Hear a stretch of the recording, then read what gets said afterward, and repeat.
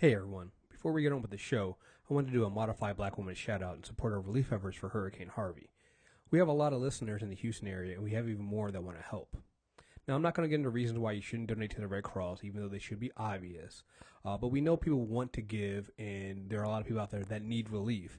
So, and one of the biggest group of people that need relief are going to be black women and their families. I think we've all seen the disgusting CNN video of the black woman being interviewed in a shelter while she and her children were still dripping wet, and that reporter just like pisses all off.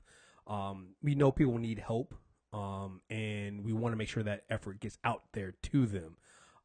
Thankfully, Juanita Bynum is coordinating an effort to donate directly to black women affected by Harvey. I'm going to give you guys two links that you should bookmark and share right now. The first is bit.ly/support black women HOU. That's bit.ly/SUPPORT BLACK WOMEN HOU.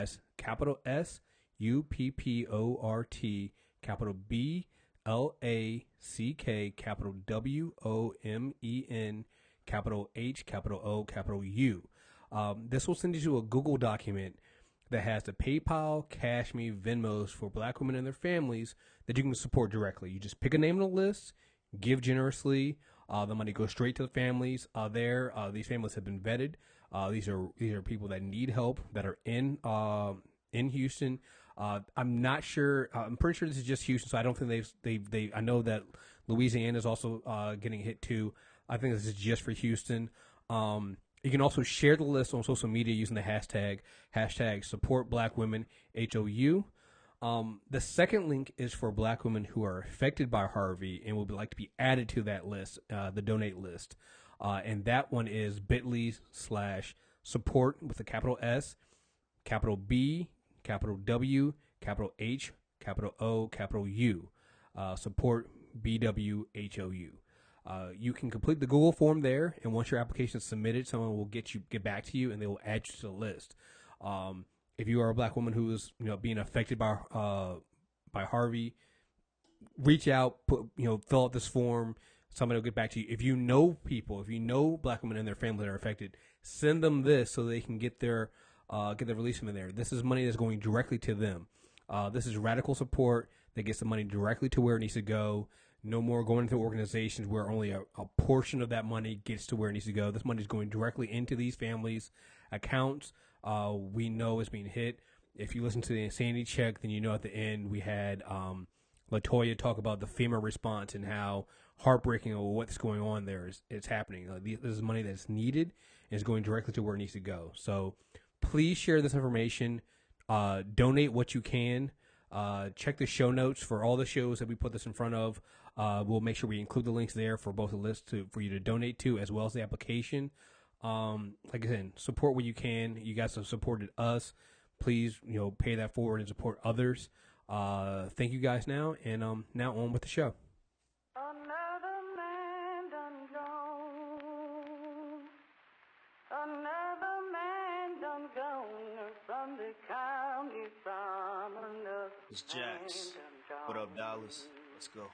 Martin Luther had a dream, but Freddy Krueger had a Ruger. Ex-Malcolm out the picture, so now we back to the future. Now we back to these losers embracing death like they used to. Poking out they just, but listen, son, now you leaking that future. So who's the shooter? Is it your man? Or was it a fan? Or was it a stand?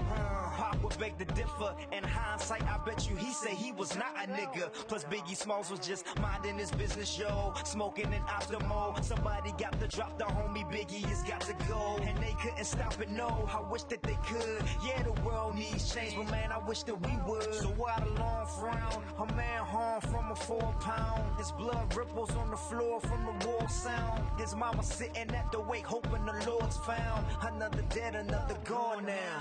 Damn. Another man done gone. Another man done gone from the county from another.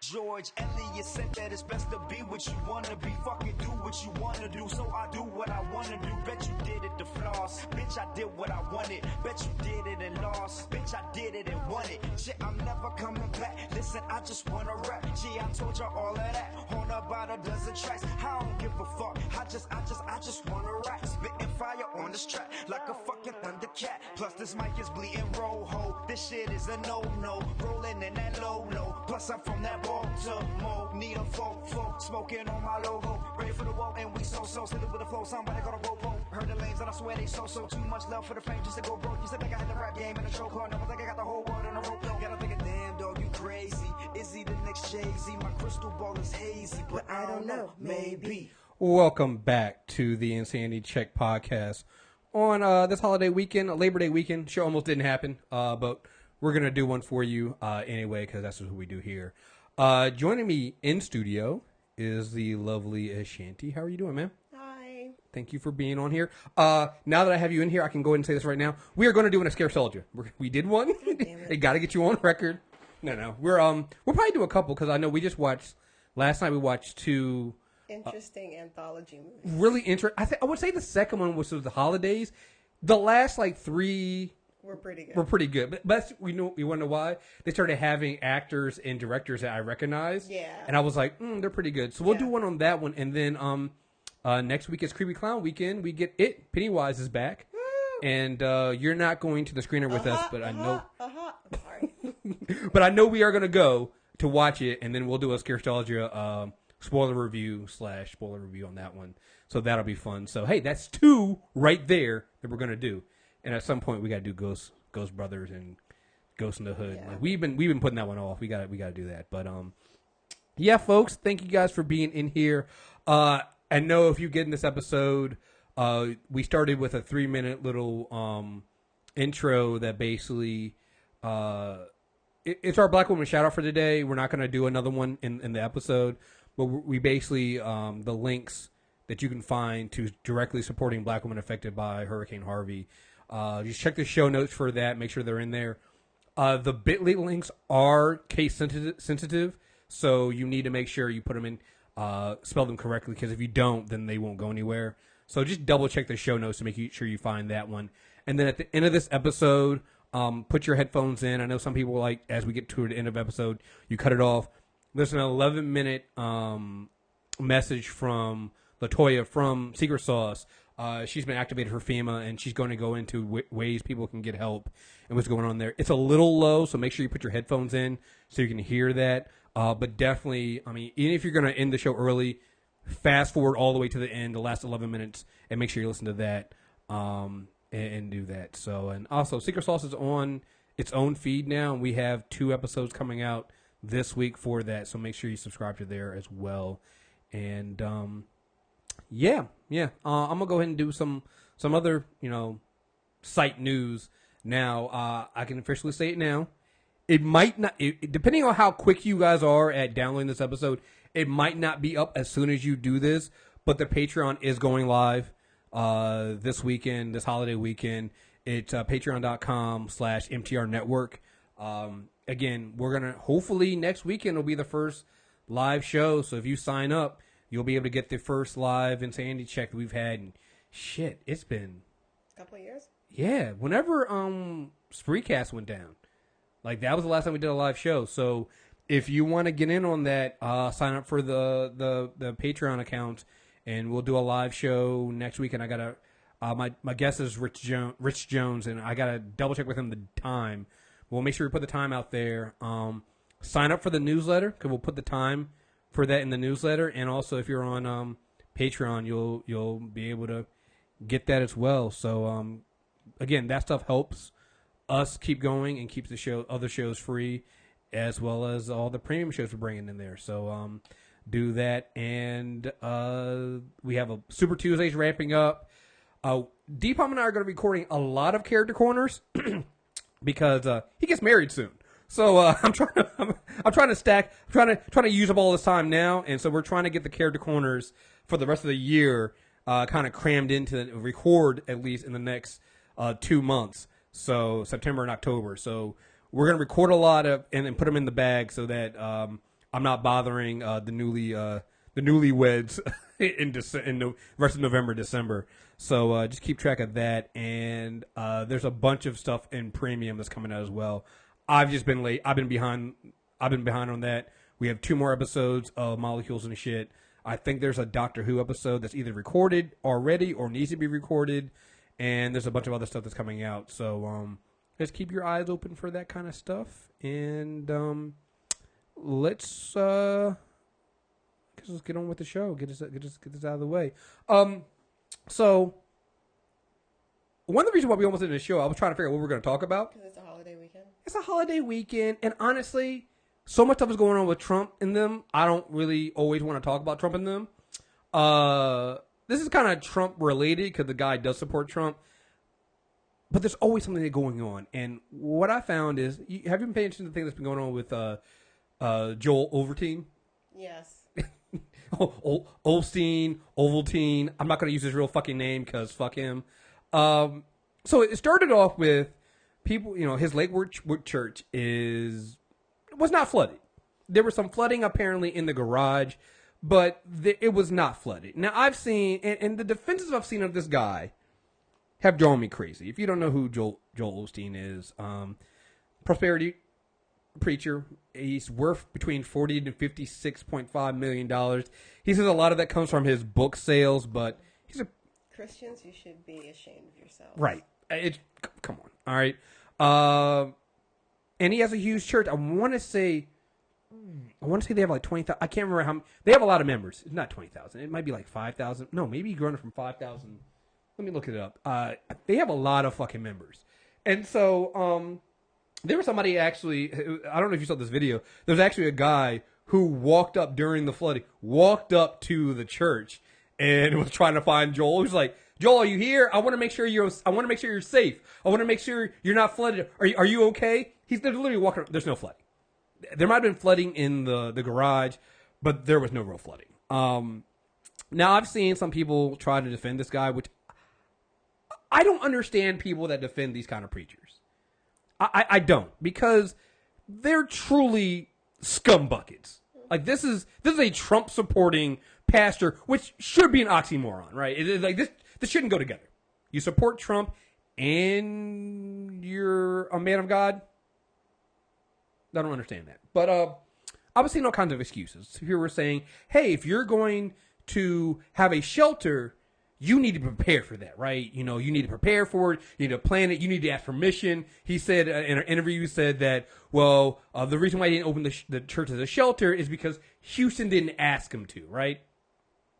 Never mind that the mosque around the areas weren't asked and they still opened their church. Not to mention, there is and I wish I had, let me see if I can find there is a furniture store. There was a furniture store. Pictures of that. Yeah, there was a fucking furniture store that opened up their building because they were like, "Hey, people are in need." He opened up and told people to come here. A fucking furniture store versus a huge dry ass fucking church. Mm-hmm. The excuses don't make no fucking sense, guys. There's no fucking reason. "Oh well, the garage was flooded, and how were they?" Open the fucking doors. People will figure it out. Open the fucking doors. Like, it's that fucking simple. You have a dry church. Open your fucking doors. Let people come in. That's it, right? Let me see if I can find this furniture store. Because they really deserve. Now, watch I say this and then turn out he's a fucking Trump supporter. Did you see the pictures of Trump going to a shelter hugging that little black girl? Oh yeah, that. So I wasn't going to get into to 45 and his do-over press. I don't care. Like the man is incapable of showing empathy and looking like genuine in it. Mm-hmm. Like nothing he does. Like there need to be talks about how much of a sociopath this motherfucker is. You have never seen Trump show genuine empathy. Never, ever. You've never seen it. Mattress Mac was the name of the store. A petition been started to honor the Houston area furniture store owner who opened up his business to help victims of Harvey. Owner Jim Mattress Mac McInvale is known throughout the Houston area not only for his zany commercials but his generosity. He opened up 2 of a showroom to shelter some of the 10,000 people whose homes were underwater. A furniture store. All right? But Osteen said that Houston didn't ask him to open up his church, so he couldn't do it, right? So then they opened the church up. They finally, he got shamed into being a Christian. Shamed into actually doing the Christian thing and opening his fucking doors. You know what they did on Wednesday? Closed it? No. They didn't close it. You got to keep it open. Once you open it, you can't close it. They had a church service where they passed the collection plate. Amongst the people sheltering in his church? Yes. They passed the collection plate amongst the people that were there getting shelter. Now, you would think... Well, I guess you have to pay.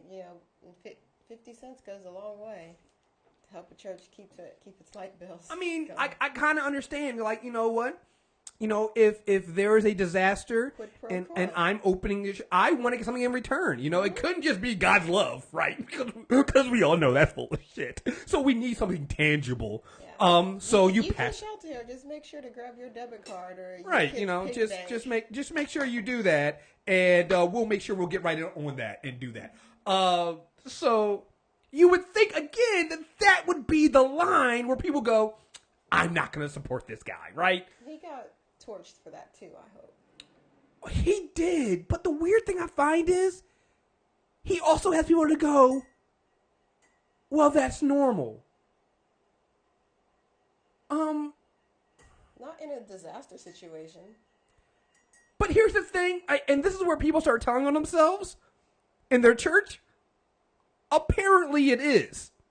Because I've had people go, well, no, my church was flooded, and you better believe on this Sunday that they're going to pass the collection plate around too. And I'm like, so you're getting money from people who are losing stuff, and that's okay? And again, if you're doing it for a regular church service, that I understand, because that is typical. Right. I'm assuming that people that weren't affected will still show up to church, like the congregation, like who can attend, that can still give, will give. So I can see it being just regular church service, go through the ceremony as per usual. But to have a special, different ceremony, church service on a different day where the majority of the people in attendance don't have anything, that is distasteful. Well, see, so that's when, and I'll give you that one. I'll let people slide on that one. But even that one feels kind of weird to me because again, this isn't a regular church. There's a guy who's worth $40 to $50 million. Yeah. You don't need to pass the collection plate on that. Like, maybe take a day off. Yeah, maybe. Yeah, maybe. I was saying if it's take a day off. Now, we haven't. I don't know if they're passing the collection plate today at Joel Osteen's church, but until I know about that, then I'm gonna accept that. But if it's a regular church, also in a disaster area, I can see why they would still do it because it's typical. But if it was 2 days ago and you're having a special service and you're doing this, that seems classless. I also say that if you are a local church and you're taking up a collection to use as a pool of money to go to all of the victims, like you're pooling money to get resources for everyone, I can let that slide. I can understand that. And hopefully if they do that, then the pastors are saying as much. Right. Because that could also, if a church is involved in sheltering, that can help with some of the costs of that. Right. So I can understand that. But this is a church that brings in millions and is honestly a tax shelter. It is literally a big business. Now, considering that the church wasn't flooded, I don't know how many people they managed to take in, but if the people that normally attend on Sundays come and they give as usual, then that's probably a little windfall. Whether or not that money goes to actually helping. Well, that goes to the other thing, too, is I don't believe any of this money really goes to anything. Listen, I grew up in the church, all right? I know the building fund. Yeah, so did I. Yeah. How much of that money of the building fund actually went to the fucking building? Yeah, okay. Yeah, So... I'm not even going to get into the whole thing, and it gets into the territory of things like the Red Cross, where you're like, oh yeah, you're bringing in a whole bunch of money, but what are you actually doing with the fucking money?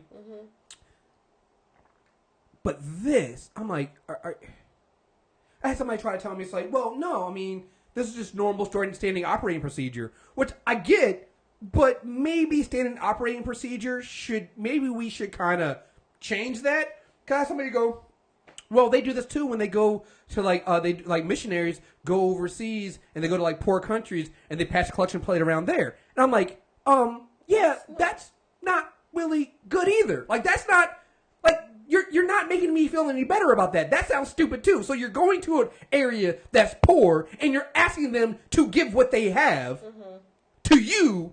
And then maybe the money will come back to them. And people go, well, that's what they believe. That's what the church believes. And that's what the Bible says. And I'm like, sometimes your beliefs are stupid. Yeah. Like, the Bible also says that don't eat shellfish. So I'm just saying that maybe some things you can't go with the Bible on, all right? Like, this seems kind of inhumane to go somewhere where they don't have much. You clearly have some. Because think about this. If you're a missionary and you're going overseas to somewhere else, you clearly got the money from somewhere. All right? So you have money to go overseas. And now you're going to that place where these people don't have a lot. And you're asking them to give you what they have because, that's how. Got to support the mission. Well, not just support the mission. They calm down. Because again, it makes me mad because people say this shit to me like I didn't grow up in the church. Like I have a pastor as an uncle. I grew up in the church. I know how this shit works, all right? The way that they sell this shit to people is that you give what you can, you give what you have, and it'll come back to you tenfold. Guess what? That doesn't fucking happen because that's how it works in real fucking life. That sounds great when you're trying to give people hope and people are desperate. And when you have people that are desperate and are financially struggling, when you tell them do this and they're on their last bit and all they have left is their beliefs. And you tell them some shit like this, yeah, they're going to fucking give. Because I feel like that's all they have left to do. You're fucking taking advantage of them, all right? That's what you're fucking doing. This isn't about giving to church and my beliefs. It has nothing to do with fucking beliefs. It has nothing to do with the Bible, all right? This is about ripping people off and filling somebody else's fucking pockets. It just drives me fucking crazy. When you look at, like, it's no surprise that a lot of these prosperity churches and prosperity pastors and evangelicals support Trump. So they're already not on you're already failing to get me to believe that this is anything about helping other people. Because Trump ain't about helping other people. So when you're a pastor and you support Trump, you already are telling on yourself there. That's number one. Number two, like with these mega churches, I'm waiting for somebody to show me one mega church that doesn't have a bunch of shit behind it. We got one out here in Maryland, Jamal Bryant. I think he still runs a church out there near Baltimore. That motherfucker's always in trouble. That motherfucker's always doing something weird. There's always some fucking scandal going on with him and the women in the church and, possible pastor babies and things like that. There's always something going on with that motherfucker. It's always weird how these mega churches motherfuckers always seem to have some weird shit behind them. Always a fucking scandal. It's almost like they're using it to make money. And again, if it's not your church, if your church is one of the good ones, not all Christian me's on this bullshit like they do with that not all cops bullshit. You know that shit's happening. You know it is. You know it's fucking wrong. You know it's fucking full of shit. It's been happening. We see that show all the time. I'll always love to bring, anytime we bring up prosperity, pastor and shit like that. I always love going back to my well of Juanita Bynum and her $5,000 pen.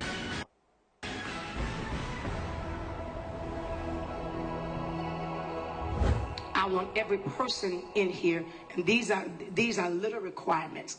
And I don't know what your financial status is, but for my people that have registered and people that have not registered, I want you to get some kind of name brand ink pen other than big. Other than big. Other than big. Other than big. Other than big. Other than big. Other than big. Because I'm going to tell you something. If you write with a big today. Pilot pen? You in a low grade. If you writing with a big today. You in a low grade.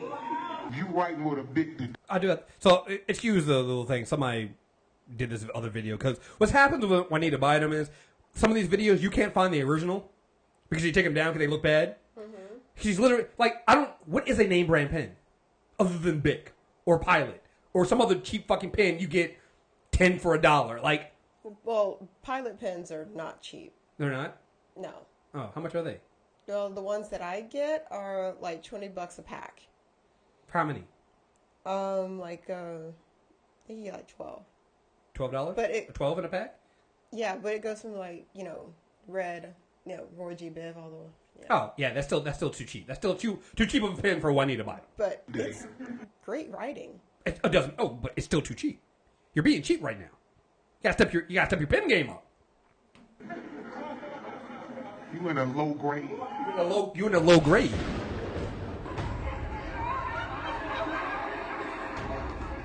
And the reason why I say that, because Bic is for the common person. Everybody has it. Bic is for the common person. Bic is for the common person. I thought Jesus was for the common person too, but I could be fucking wrong because I'm a heathen. So what the fuck do I know, right? What the fuck do I know? I know I just I had it all fucking wrong. Who knew? Who fucking knew that Bic is for the common man, but not Jesus? Everybody has it. Big is for the common person. Everybody has it.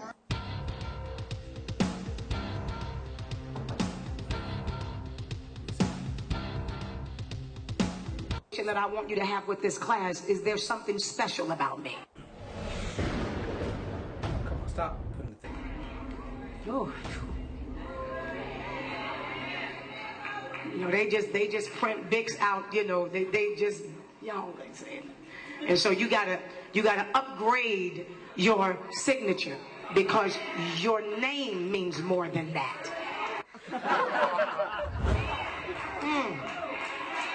Your name means more than that. You gotta have. Would this be your real name or the name that the slave masters who brought you over here from Africa? Which name would that be? Because I have questions. Signature to your name. Your writing instrument determines where you're headed. Oh, well, I guess I'm headed for prosperity because Understand I love my the value Uniball Vision Elites. of what you write down. Okay. Okay, did that help somebody? No. Help somebody? Pastor Phil, that's a serious thing right there. Seriously, I paid up to like $5,000 for an ink pen.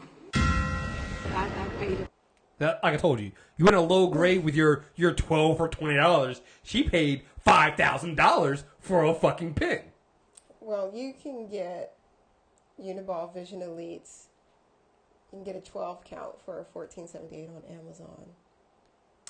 Yeah, But, see, that's common. That's common, man. See, anything you can get on Amazon is the camera. So smooth, and you know my handwriting. Like I have glorious handwriting. But it's common man.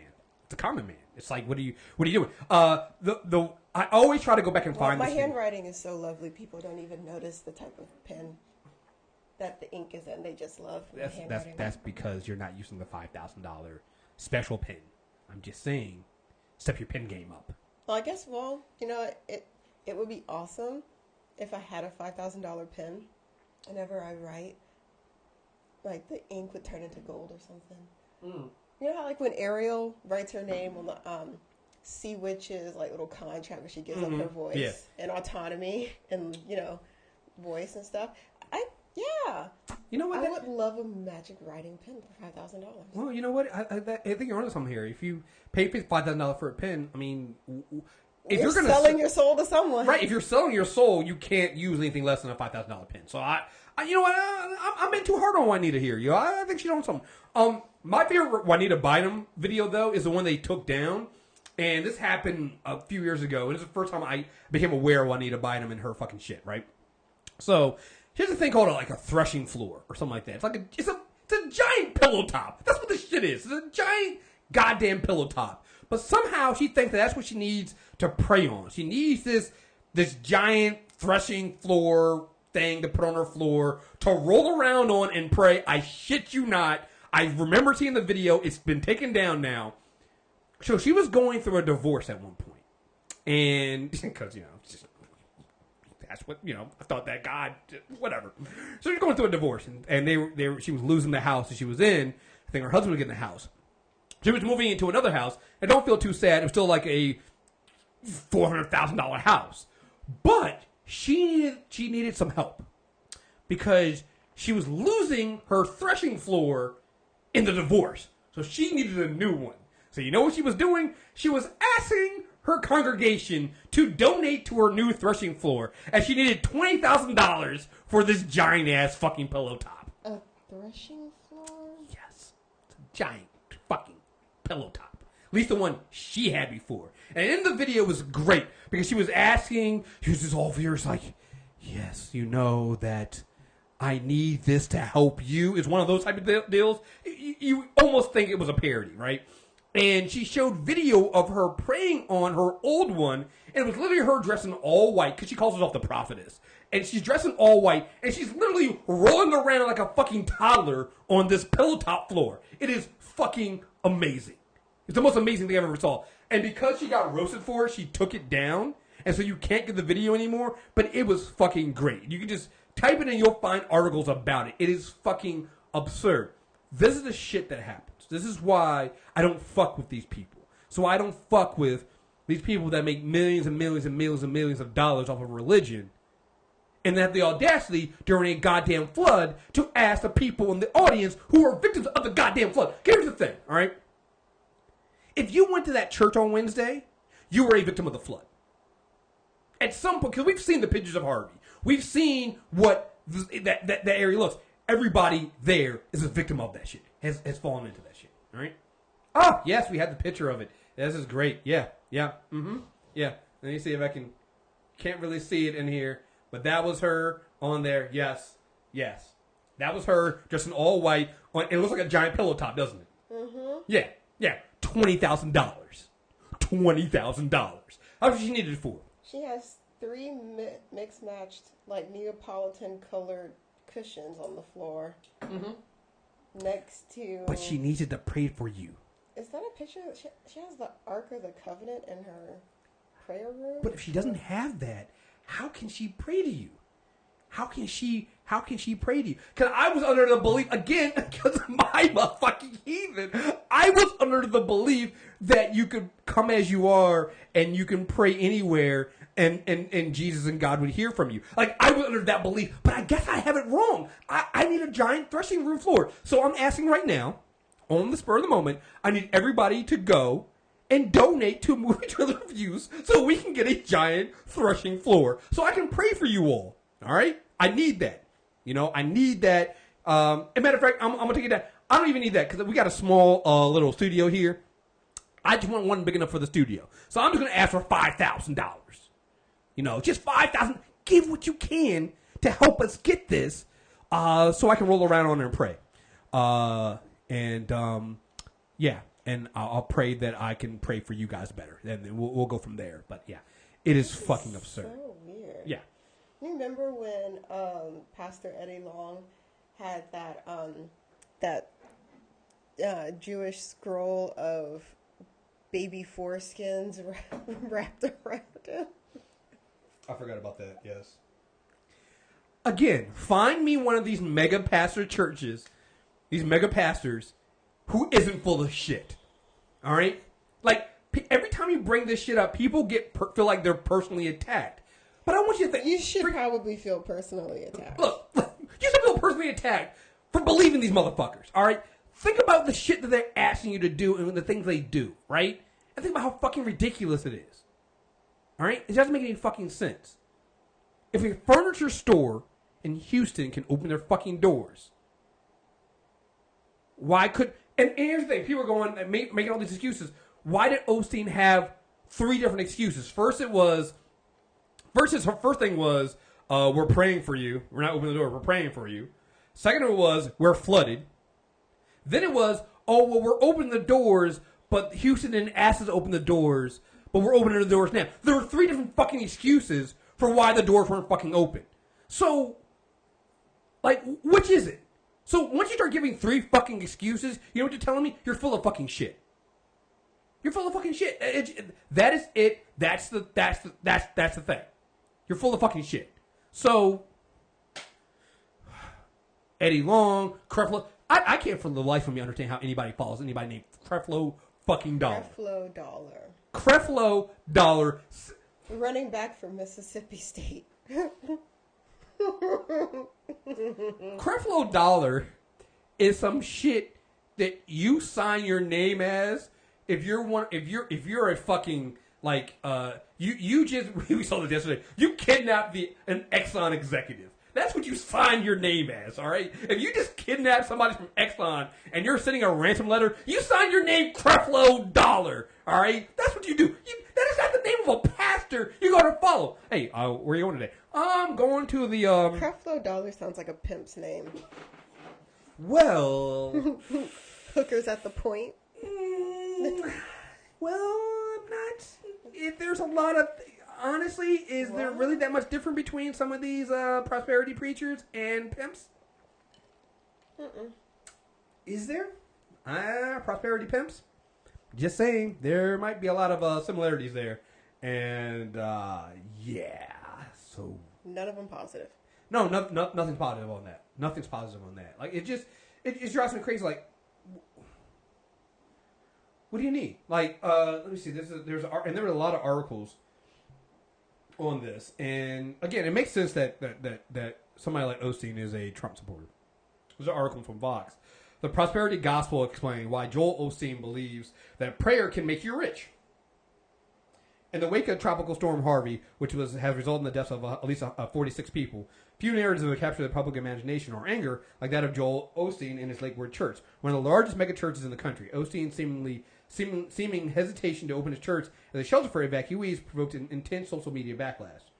Lakewood's representative maintained that the church was open as soon as it was safe and feasible to do so. But whether the backlash was founded or not, it reflects a profoundly ambiguous feeling Americans have of different faiths have about wildly wealthy preachers like Osteen, whose net worth is estimated to be over $50 million, and about the prosperity gospel he preaches.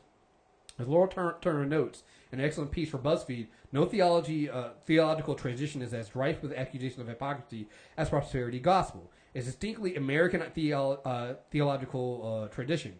Whilst popular among many evangelical Protestants, it's been condemned by many others. But to many of its critics, especially since the election of Donald Trump, this tradition has come to represent the worst of the conflation of American-style capitalism, religion, and Republican Party politics. I mean, this is why you see so many of these evangelicals supporting... You're not going to find a broke evangelical that supports Trump. Unless they're just out and out racist. Like super racist. There's these motherfuckers like... It's like the Horatio Alger myth on steroids. Remember when remember all the black people that the black faith leaders that came out and supported Trump? Yeah, all of them. Frauds. Let's call them what they are. They're frauds.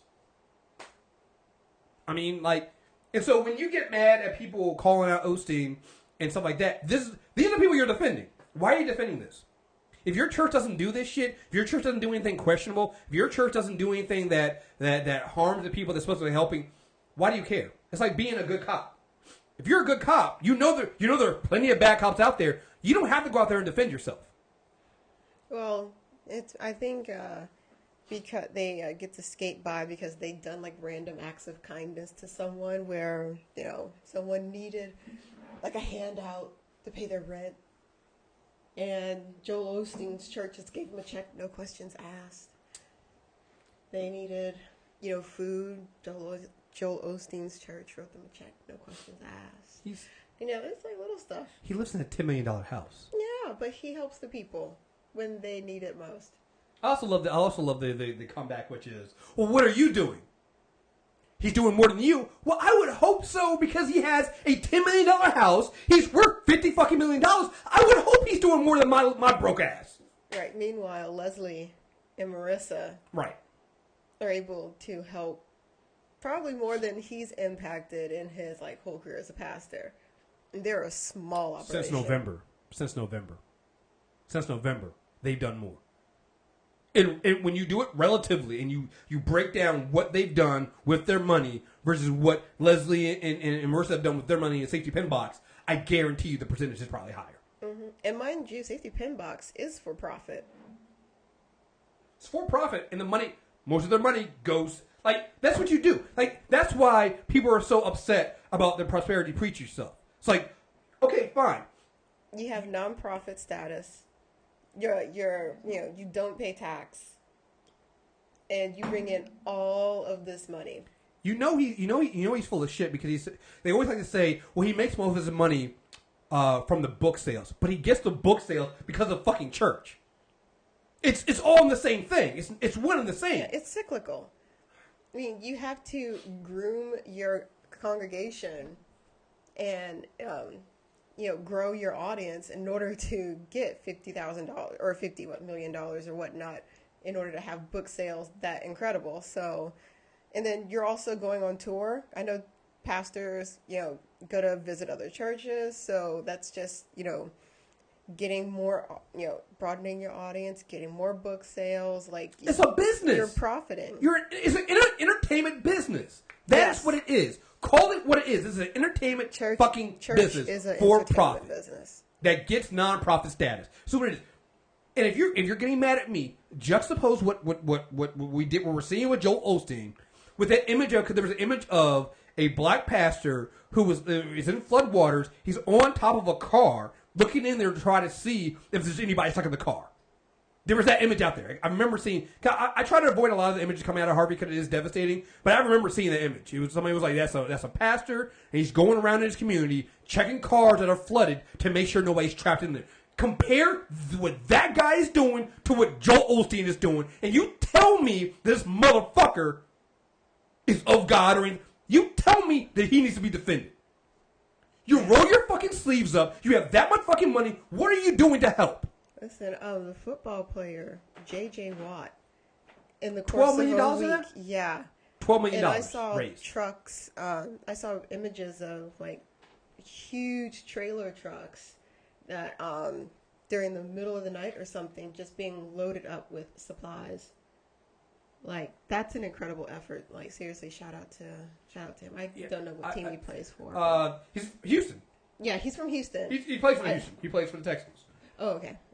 That just reminded me of another article that there's an MMA fighter. So and it was the MMA fighter that was going around and rescued a white family, and they had the I got it right flag. here. So here it is. It's Lewis. What is his first name? This is Derek Lewis. So black MMA fighter saves. He's in the UFC. A black MMA fighter saves stranded Harvey victim with a Confederate flag. Victim apologized for carrying the flag. Let's see. MMA fighter Derek Lewis spent time in the Houston helping Hurricane Harvey victims get to safety after heavy flooding, and surprisingly, one was a man trying desperately to save his Confederate flag. I picked up one guy in his family, his wife. He just kept apologizing to me because all he really had was his clothes, and he wanted to take his Confederate flag. Lewis said he wanted to take that with him, and he just kept apologizing and say, "Man, I'll sit in the back of your truck, man. I don't want to have my flag inside your truck like this." I said, "Man, I'm not worried about that." Is the flag a fucking heirloom? I don't understand this. I don't. This shows you how deep seated racism and white supremacy is. This motherfucker in the middle of a flood decided he wanted to save his goddamn Confederate flag. Like, that's a whole other story. But here again, this is an MMA fighter.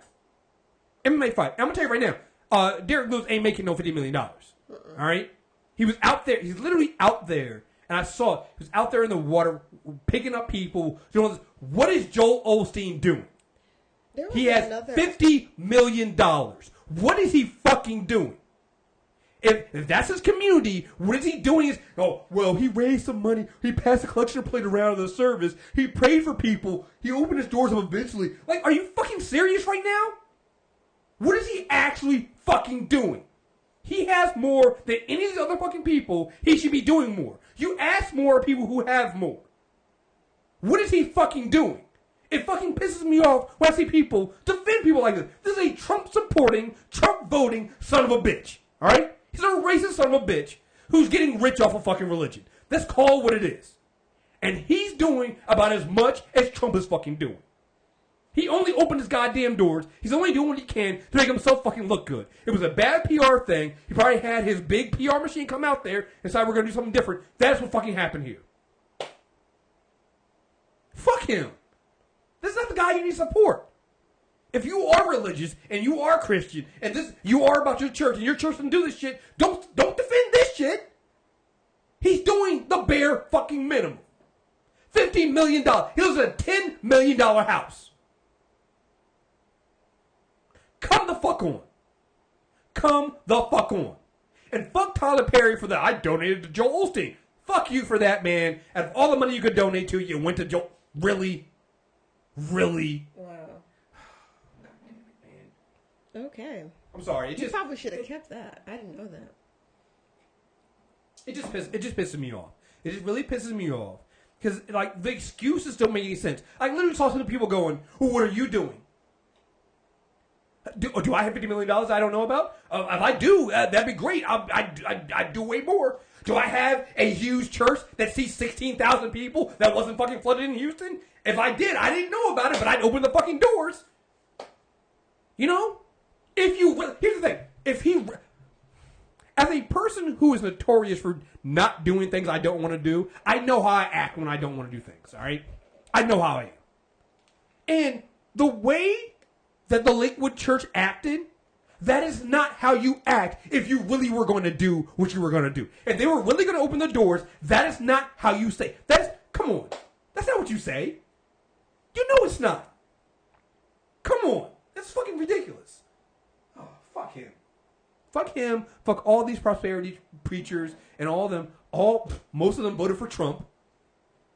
There's a reason why most of these motherfuckers are Republican. There's a reason why most of them voted for Trump. Which is really interesting when you think about it, because, they're cutting disaster funding and expecting, like, churches and stuff to take up the slack. Meanwhile, these churches... Well, not those churches, right? Okay. Not the rich churches that can actually afford to do it. No. We're talking about the churches that probably already kind of flooded themselves. The ones that are barely, the ones that actually have legit building funds that you're putting money into because like their roof is leaking. Like those are the churches we're expecting to pick up the slack on that shit. We're not the 16,000 a seat $1 million building. Not that one. Come on, ma'am. Come on. I should have known better. Come on. You're right. We can't ask the good Christians like Joel Osteen to do that. Come on. These fucking pieces of shit, man. Like, seriously, go fuck yourself. Like, it just drives me fucking crazy. There's no excuse you can give other than I'm sorry. It's not even I'm sorry. At this point, it's not even, like, you gotta get rid of these motherfuckers. Like, you gotta get rid of them. Like, you always... this will be a good segue into the next thing. People always wonder why... I always say that it's weird the way we go in on any other religion, right? Like, we'll go in on... let's use it. I'm not even going with them all. Imagine if there was a 16,000-seat, non-flooded Church of Scientology building there instead of Lakewood Church. Tell me people wouldn't lose their goddamn minds if the person running that shit said, well, we'll pray for you, but we're not really going to open our doors. Imagine if it was a $16 million mosque. And they were going to be, snotty enough to say, no, we're going to let the Christians drown. By the way, people would be mad and demand that they open the doors of their mosque to let people in. Which, by the way, there are a couple of mosques in Houston that were open. Yeah. And accepting all comers. Who didn't wait for Houston to tell them to open their doors. But yeah, so going back to the Scientology, imagine now when they finally were ashamed to open the doors. Now imagine if they then during their services or whatever, they're going around giving people those free it's not the e-reading. What is the fucking, is it e-meter readings or whatever the fuck those readings are they give when you go to the Church of Scientology? It's like you go up to like a polygraph machine and they give you your little reading or something like that. Imagine they start doing that to the fucking flood victims. People would lose their goddamn minds. You will lose your goddamn minds because you don't respect Scientology. And for good reason, because it's really a fucking cult. Have you ever... It is a goddamn cult. there's a Church of Scientology in D.C., right? Yeah. Yeah. I got approached by someone on the street, and they handed me a Scientology flyer. So, I was like, this is what we're going to do. Do you accept Negroes? So, yeah. Hey, look, I'll give it a Church of Scientology. If you have enough money, they'll accept anybody. Well, considering the neighborhood I was in, yeah, that's probably why they handed me the flyer. So this is what we should do, because we're going to New York Comic Con next week, and you and Ashley are going with us. You guys got day passes for the Thursday, but we're going to be there through Sunday. What you guys should do is you guys should go to the Church of Scientology in New York, and actually go in and get one of the readings and come back and report to us how it went. I think not. I'll never see you again. Cause they do that shit. Like, but imagine if that was in Houston. You know, you would drive yourself crazy. I remember there was this outcry over. It was bullshit. It was an outcry over this. It was a Muslim couple that were foster parents, and there was this article about how they had forced they had adopted some white child. They had taken a white child in for foster care, and they were talking about they didn't speak. It was a hit piece on this couple, right? People lost their goddamn minds because these are Muslim foster care parents, and they still pray. They probably talked the language around the kid, and the kid wanted to go home, so they make it seem like it was abuse. It wasn't anything about that, right? But you see how people's reaction all of a sudden changes when you change the religion. But when it comes to Christianity, all of a sudden it's, whoa, no, it's fine. Mm-hmm. Like, this is not fun. You always give them the benefit of the doubt. Yeah. You always give them the benefit of, like, they're doing good somewhere, somehow, even if I can't see it. I'm just going to presume that everything that they do is with the kindness of their hearts. And again, this is a Trump supporting person. On what level? Like, you're not giving anybody else who voted for Trump the benefit of the doubt. So why all of a sudden are you giving a guy who's worth $50 million the benefit of the doubt? Why are you giving me these people? You know? You see what they believe. I don't know. Shout out to Melania Trump for going to a flood in a FLOTUS hat and stilettos. You saw when she got off the plane, right? They put her in some tennis shoes. Mm-hmm. I want to know whose tennis shoes they were, because I don't think they weren't hers. Yeah, I don't think she was tennis shoes. So there was somebody back on that plane. Michelle that had Obama no shoes. Would never. It's fucking ridiculous, man. I'm just saying. Look, believe in religion. I'm sure Trump is like cursing Eisenhower for being the first one to actually respond to a flood and physically going there himself. Again, Trump has no empathy. He looks very... Anytime he gives a speech when he's trying to be empathetic, he has to stare at the teleprompter. People always get on Obama about using a teleprompter. You know, using a teleprompter is fine, but you scan your head back and forth, you scan the words, like you're... Here's the thing. You know what you're already going to say, so you're probably already prepared to say it to begin with, right? And you practiced it in advance. Trump doesn't do that. That's why he stares at it. And so when he's like, and I want to thank the people of Houston for coming out, and we are going to help you. We're going to help them. We're going to give them great help. And we are very sorry for them. Yeah. He riffs off his favorite buzzwords. That's all he does. Like, you're going to get first-rate help. We're going to get help right to you guys. You know, it's coming. I know I'm the commander-in-chief. I be chiefing in this bitch. Look, if he said I'll be chiefing in this bitch, I'll give him some credit for that one. I'll give him some credit for I'll be chiefing in this bitch. But he's so uncool and so he can't even do that. He can't even pull that shit off. Yeah, he's so deeply unqualified. This country should be ashamed. And these are the evangelicals that are supporting him. 88% of evangelicals supported Trump. You have throughout all this time, you still have all these pastors and preachers throughout Charlottesville and everything. They come back. What was it? There was a I don't even have. Let me see if I can find it. There was a pastor that basically said that come here, if you impeach Trump, there will be a civil war. Let me see if I can. Yeah, here we go. T-evangelicals. Gotta love T-evangelicals, yo.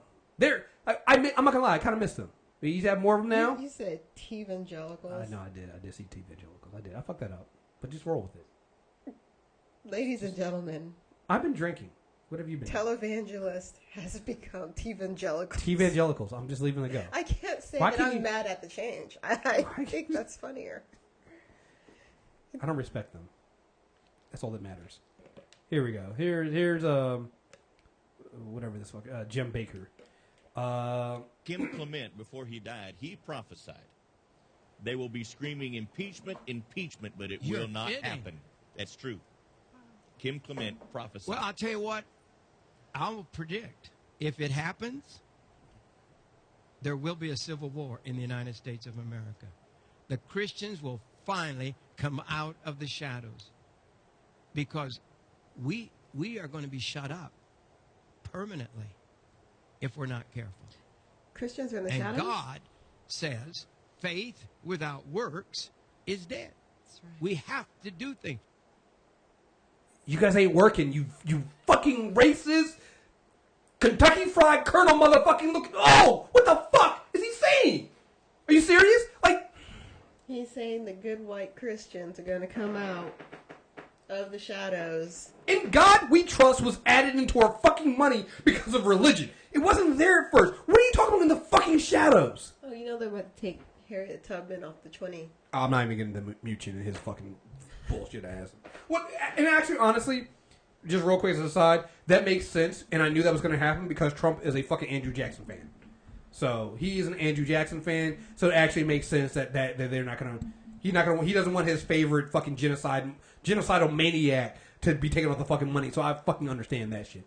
Back to these motherfuckers. Like, this is shit that bothers me. This is like, where's my good old faithful? There's Jimmy Falwell and Robinson when they said that when they blame. I can't remember if I played this on the last. I might have played this on the show recently. They blame 9/11 on the feminists and the gay people. So yeah. Oh yeah, this is good. This is a good one. Good old September 13th, 2001. Gotta love this, right? These are the people that support Trump. These are the evangelicals. These are the Christians. This is the first time that we've been attacked on our soil. First time, and by far, the worst results.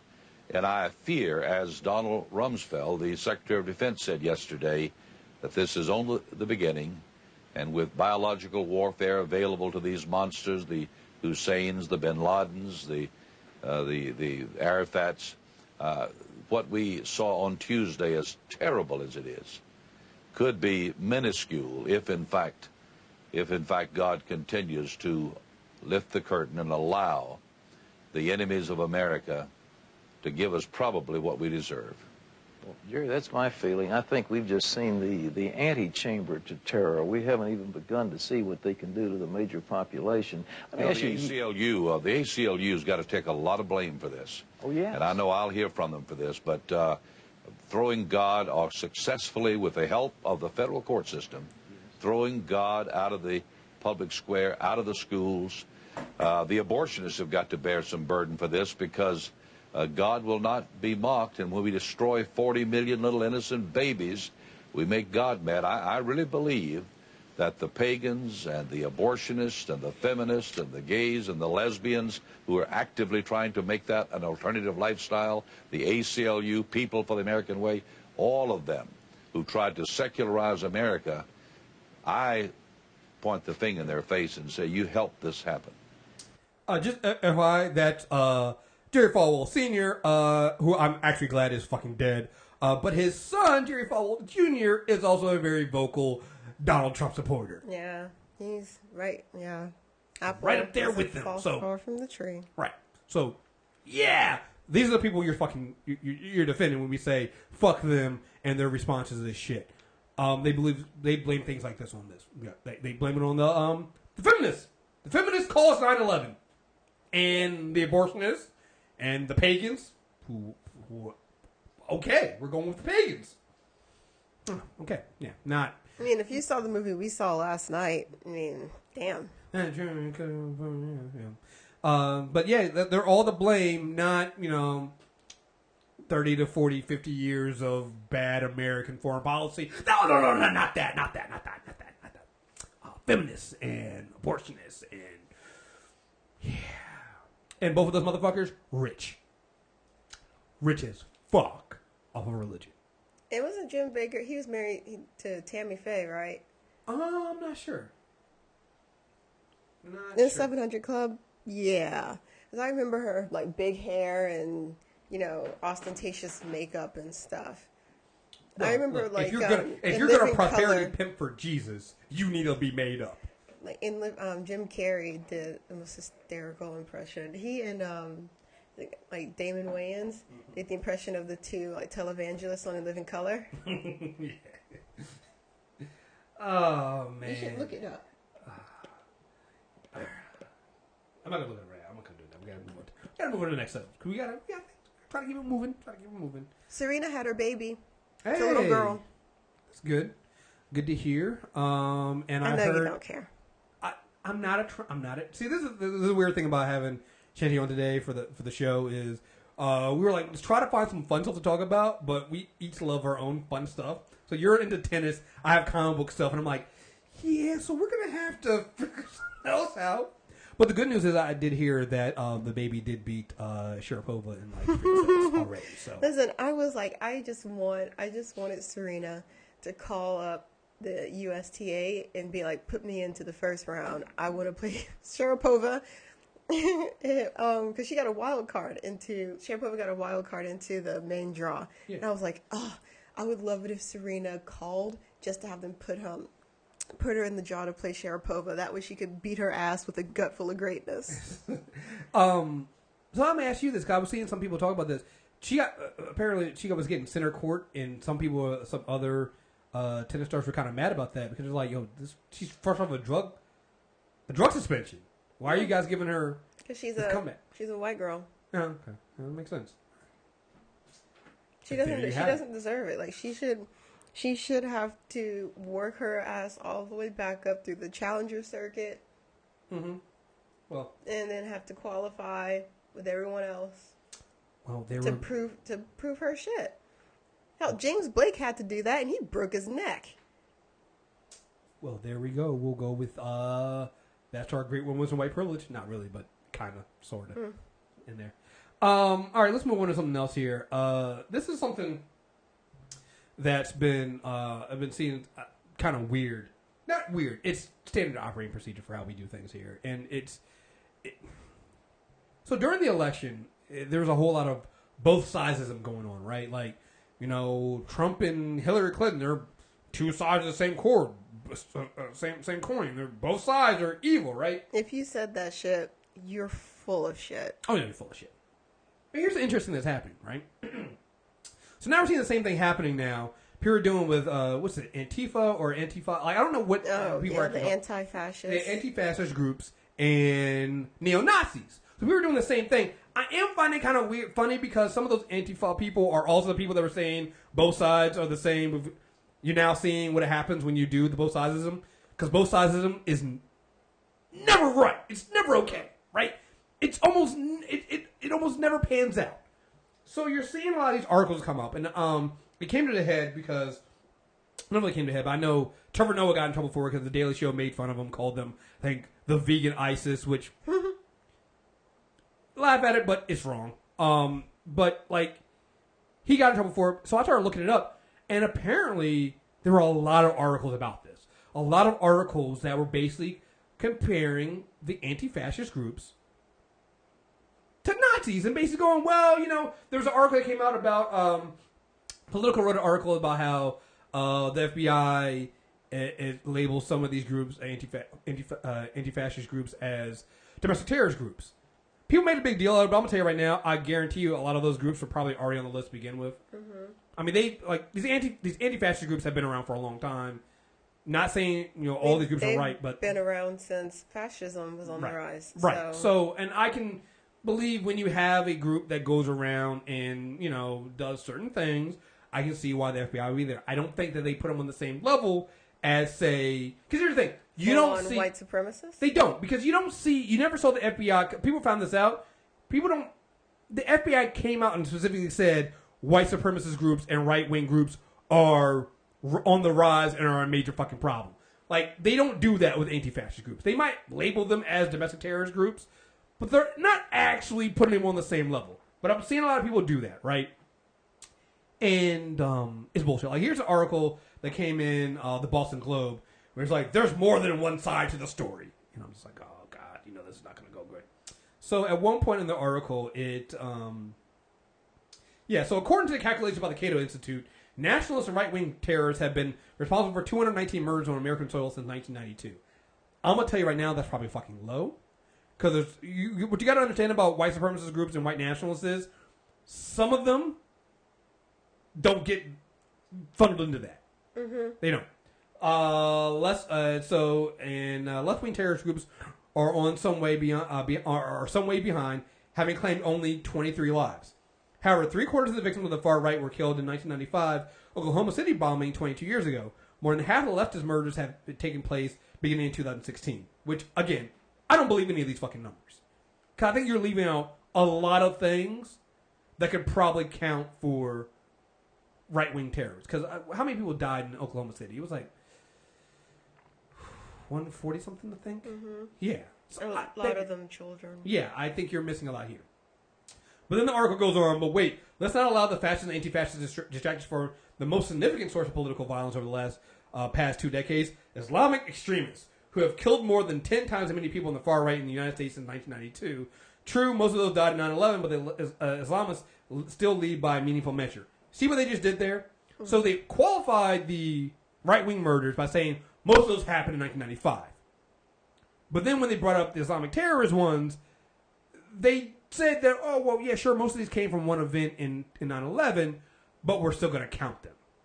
And I honestly don't believe that. I think that their numbers are taking into account everybody and not just the United States, because when you really break it down, outside of like Orlando and maybe like one other, like Atlanta did 30 people, but like there's Atlanta. Not a, Atlanta, the 1996 Olympic. No, that's white supremacists. Oh, I'm talking about Islamic extremists. Like you have, and then maybe like Orlando, and I think maybe the Fort Hood shooting might be the two next biggest ones in the United States. And they don't count the DC snipers in that, do they? Well, no, because the DC sniper wouldn't technically be a right wing. Well, but they were Muslim. Hey. But that wasn't counted as terrorism. That didn't, but I'm wondering if I'm wondering if they do count that in there. Because it's funny, I just listened to the last podcast on the left episode about that, and because it had nothing to do with him being Muslim at all. But I'm wondering if they probably did. I guarantee you they probably did. They probably counted that in here, and it shouldn't have been counted. So it's just weird how they do that. But anyway, the whole point here is, like, I understand how people can feel some kind of way about the anti-fascist movement.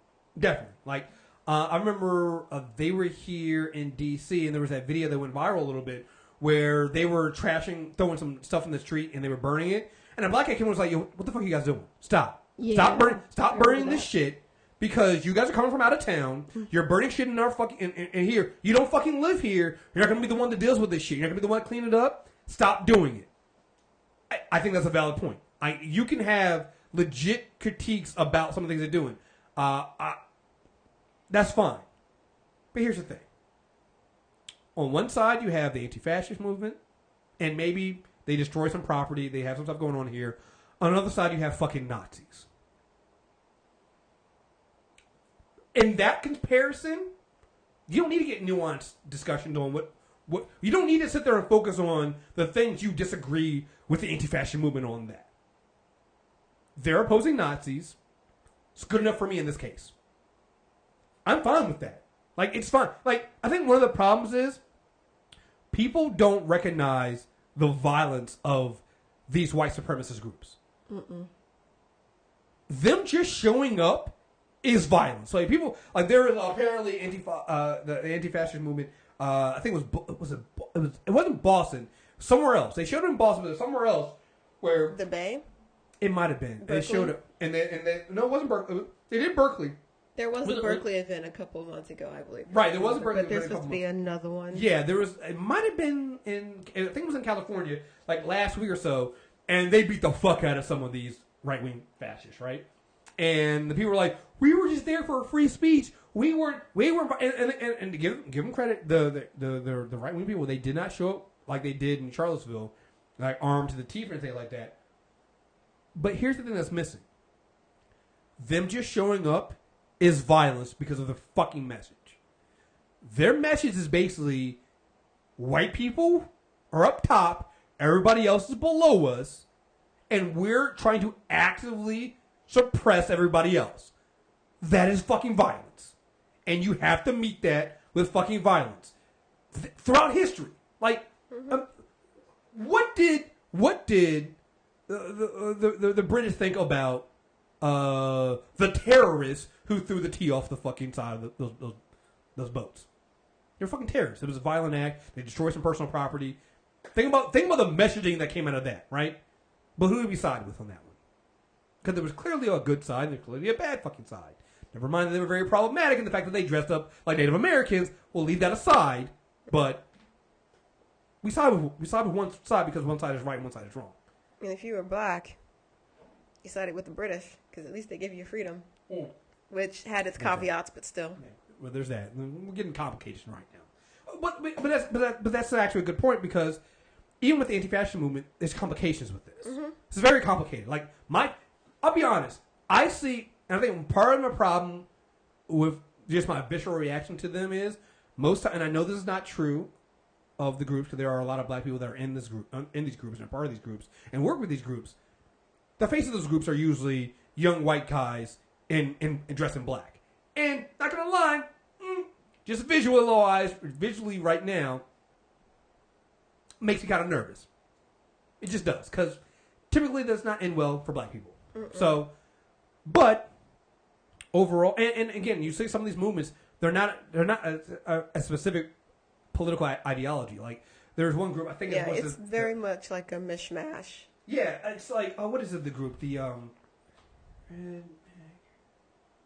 Redneck Revolt is one of the anti-fascist groups, and they include. I know it's fucking. I'm not gonna lie, it's a fucking hilarious name. They include liberals, Democrats, Republicans, libertarians, and I'm gonna tell you right now, I almost never agree with any fucking libertarian whatsoever when it comes to shit. Like, I think libertarians are full of fucking shit. I think they are. Here's the thing.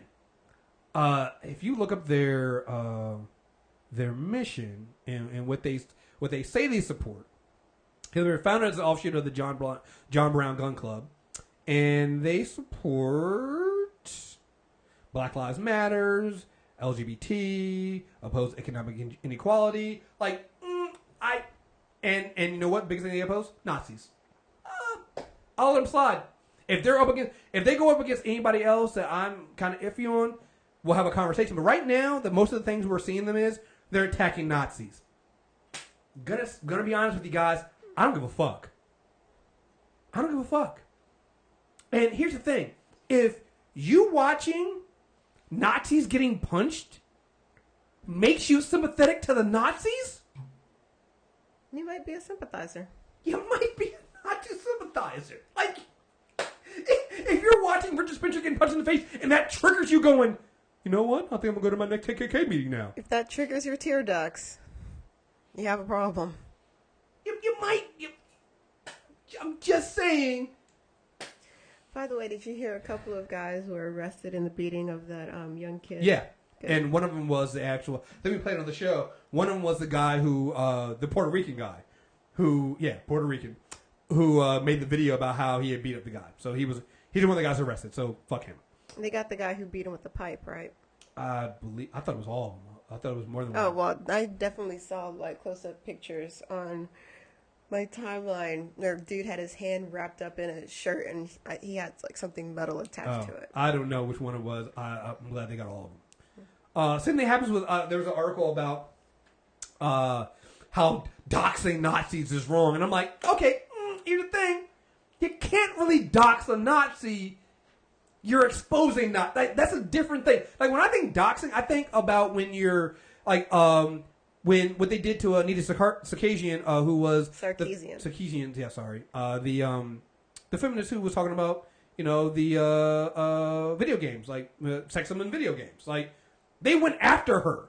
They threatened violence with her because she had an asked to go, hey, some of your favorite games are sexist. They went out, they harassed her, they posted information about her. They did this well. They still do this. What they did when they harassed the Marvel editor because she literally took a picture of herself drinking a milkshake with another woman. Like she got attacked for that shit. Like that's doxing. You know what doxing is not? Finding Chris Cantwell, who is proud, of being a Nazi and proud of, trying to be more violent and exposing him. Or finding people that are shouting, Jews will not replace us while carrying tiki torches and going to their company and saying, hey, you sure you want to hire this guy? You sure you want to keep this guy employed? That's not doxing. That's exposing somebody for being a raging bigot. Mm-hmm. Not the same fucking thing at all. Not two sizesm. Gotta stop that shit. Yeah. The two sizesm shit doesn't work. Listen, Israel and Germany are still hunting down people who escape prosecution. They should look closer in the United States. Yeah, probably should. Yeah. Like if you were a part of the Nazi regime, even if you were like nominally a Nazi, they're still coming for you. I think Rod said, like, you can still have 5 seconds left on this earth. They will still catch your ass. Unless you're head of NASA, and then we, yeah. Anyway, so I'm going to help people out here. With the two sizesm thing, I think what we need to start doing is start saying things out loud, right? Because maybe what it is people say this stuff and they only say one side, and they don't say like people will be like, well, 20 years ago Hillary Clinton said black teenagers were super predators. Okay, do you know how much has changed in 20 years? No, that's a valid point. Did you know that Donald Trump called Mexican rapists last year? Not the same thing, because one is 20 years ago, one is yesterday. So we start doing things like that, So I'm going to do that with Antifa and Nazis right now. Let's just go through some of the things here and see what happens. So the Antifa movement, they murder storefront glass. They murder stores. They damage property, and that costs people money. It's a negative thing. I can see how I'm not for that. That's kind of bad. Nazis, they murdered 6 million Jews. That's kind of a lot there. I mean, we can also toss in prisoners of war. Constant, we can talk about the KKK. When I say Nazis, I also include like the KKK. The Nazis murdered a rainbow of people. Right. They were very non-discriminatory if you think about it. They murdered everybody who wasn't white, so it's a very inclusive group right there. All right. So here's another one. Antifa, they do discriminate. They discriminate against Nazis. All right, discrimination is bad though, so you shouldn't discriminate against anybody. That's bad. All right, let's see what the other side does though. The Nazis, they discriminate against anybody who isn't white. I think Antifa wins on this one. I think I'm going to side with the group that doesn't. Because if you discriminate against the guys who are discriminatory against everybody else, are you even really discriminating? Got to smoke some weed on that one. Got to smoke some weed on that one. Got to get your Jaden Smith on that one, yo. Just got to. All right. Let's go. Let's go with someone. Antifa, they're black clad and they wear handkerchiefs across their faces, like they're in the Wild Wild West. And Nazis, they wear khakis and tiki torches. Now, I will say that I think khakis, white polos, and carry tiki torches. Now, I'm going to say that I do think that the Nazis went on this one. They've always been very dapper. I mean, Hugo Boss. Yeah, I mean, I'm just saying that they know how to outfit themselves and look very respectable. Because when you're going to murder 6 million Jews and you're going to discriminate against everybody, you should look nice, right? You want to look like you're a professional. Let's run a professional organization here. Get some shit together. So I'm just saying, Antifa, you might want to get a uniform. Be a little more respectable. I'm just saying. So I'll give the Nazis a point here. That's a point, Nazis. One point for the Nazis. We got 2 so far for Antifa. All right, let's go. So Antifa, there are links to communists. All right, we'll give you that one. All right, they do have links to communists. The Nazis. But there's always been like a communist presence. Yeah, so it's... yeah, but it's still there, you know. And I had somebody tell me I saw somebody on say this the other day, communists do kill people. So that's wrong. They have murdered some people. But then I gotta go back to the Nazis. They Hitler, and he murdered 6 million Jews. Now, I mean, Stalin also murdered Jews at the same time. He did. He was fighting for the good guys. Yeah, so, he did. So, and I'll give you that one. So somebody made that point. They were like, well, Stalin. And I'm like, yeah, you're right. Stalin is a piece of shit. But here's the problem with that. Because people were just like, because the guy was trying to say things like, this is why you don't support either one of them.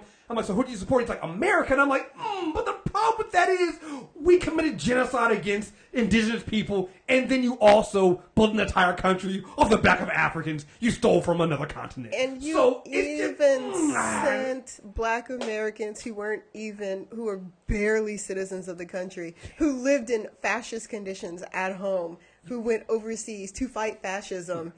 And even then, while they were there, there's, black soldiers got lynched and shit. Yeah, and you also committed experiments on them?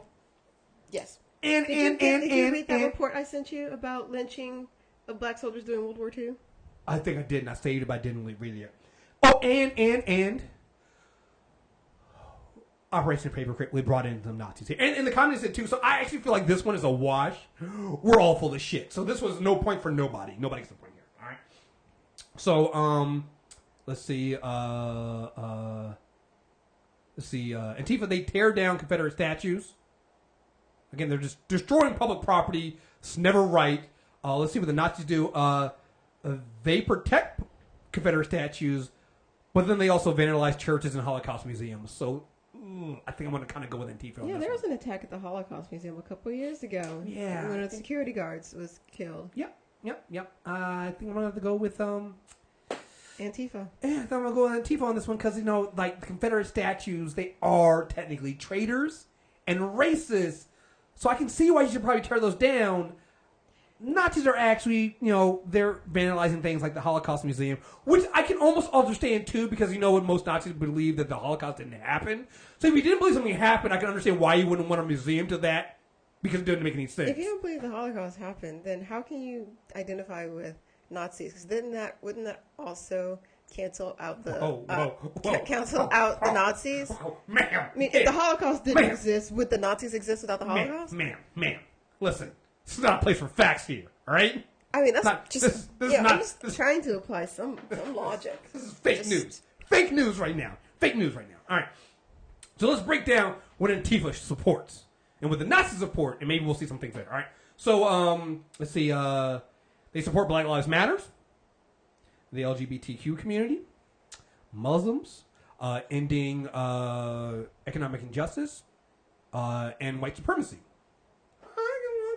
That sounds like okay. So let's see what the Nazis support, right? They support the KKK, Donald Trump, deporting 11 million immigrants, and anybody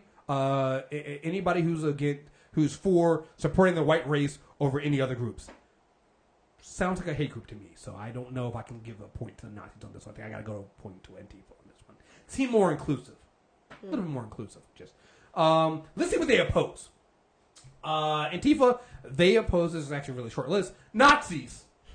They oppose Nazis. Oh, okay. Let's see what the Nazis oppose. They oppose Black Lives Matter, black people in general, Muslims, LGBTQ, immigrants, anybody who's not white. I think I got to go to a point with the Antifa on this one. I don't know. It seems like even though I might have some problems with them. Wait, not even spicy whites? What do you mean? Latino? It's kind of weird with that. If you look like you're white, then I guess you can be white. But I always find that weird, right? Because you got like the dude who got arrested. He's a Puerto Rican, but it's like, dude, you're hanging with Nazis. Like at some point, they're gonna turn on you. Like they'll accept you for now, but once everybody else is gone, nigga, you next. You next. You'll be first in line, as a matter of fact. You're gonna, like, this is like the people that supported Trump and then got deported because they were like, but I'm one of the good ones. It's like, yeah, that doesn't fucking matter here, motherfucker. It's like, you're all the bad ones. You're all the fucking bad ones. What are you talking about? Thank you for your complicity, though.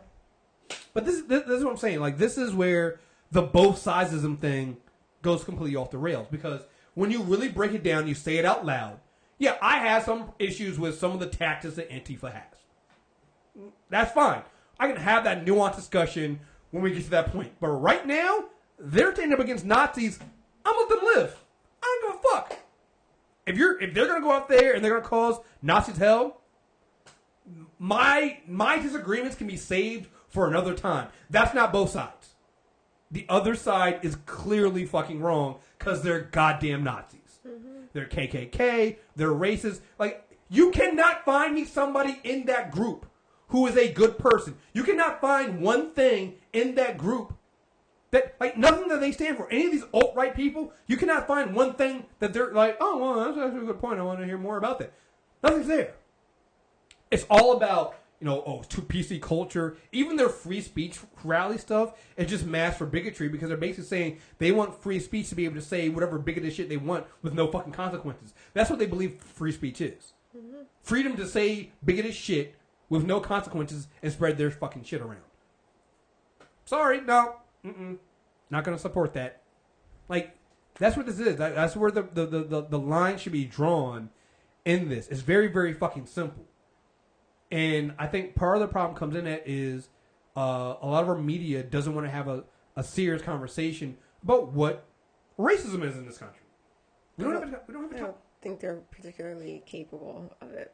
There are some anchors that can, but it's like, why bother? Well, it's like what we talked about when I talked last week with Leslie. We were talking about like Daniel Radcliffe and his whole, well, I have some friends that are racist. I think there's a lot of that going on where like, because your friend doesn't have a hood on, you think that they're not supporting of the KKK ideals. But we need to start listing that shit out. List out what the KKK believes in. Go to your... This is what you do. All right? White people. If somehow you manage to stick through and listen to this show. All right? And if you're not... If you know some white people that think like this, cut this portion of the show out, send it to a person, and ask them this stuff. This is what you do. Take the ideals you see from some of these white supremacist groups. Put them in a list, put Donald Trump's name to them, then ask them what they think about this stuff. See if they support it then. You mean misquote the president? Is it really misquoting the president, though? Is it? Because, he says a lot of the same things. Hell, you could take what Representative Stephen King says. Yeah, I'm just saying, like, if you do that, it's going to derail the conversation before it can even begin because they're going to like beat around the bush. Why? Saying that Donald Trump didn't actually say all this. But the fact that this is what he represents, they're going to use every other tack other than to address this. Well, no. Here's what you do. Don't say it's like direct quotes from Donald Trump. But take some of the things that you've seen from him policy-wise. Like, he wants to deport 11 million Jews. 11 million immigrants. He probably wants to get rid of the Jews, too, but he hasn't said that one yet. 11 million immigrants. He's done that, right? He said he wants to do that. He wants to put that in there. They support the wall. Put that in there. Put in... he hasn't come out and said this, but by the people he's put around him, you can put this, that Black Lives Matter is a terrorist group. Like, do things like that. Like, put down, not necessarily his words, but policy positions. But do you even need that? It's kind of like just, who was it that said, call your friends in instead of calling them out? Like, if I'm Daniel Radcliffe's one black friend, and he told me he has friends, other white friends that, say that type of crazy shit, and he, and me as his one black friend, I'm like, so you didn't check him? You didn't check your other friends saying that? Like, so you can just not be friends with them because they believe things that are detrimental to me, your one black friend. but you won't do that because why? Why does their friendship mean more to you than the life of a friend of yours? Oh, no, that's or right. not even a friend, just another person that looks differently, and they believe things that are detrimental to the humanity of someone else. No, absolutely. I think that needs to have a conversation, particularly with people being friends. But what I'm saying is, I think that what's happening is people have drawn a line between what Nazis, KKK is, and what, let's be honest, people in the Republican Party believe. And I think we need to somehow expose the fact that there is no line. That this is the Republican Party platform is, for the most part, a very KKK, neo-Nazi heavy platform. There are some things, if you go on the economic side, with some things that are probably a little bit different here, but for the most part, particularly on social issues, every single one of those things that the Republican Party supports is supported by the KKK and neo-Nazis. And I think that... Yeah, but I'm like, what comes first, though? Because I'm thinking that it's kind of like a mishmash, because the Republican Party has been around, so a lot of these people were, over the course of the 20th century, were, yes, most likely in the Klan. So ideas that were already, present with regards to, society were already a part of the thinking that of people in the Republican Party. But it's also the same things that are echoed in people that were in the KKK. Mm-hmm.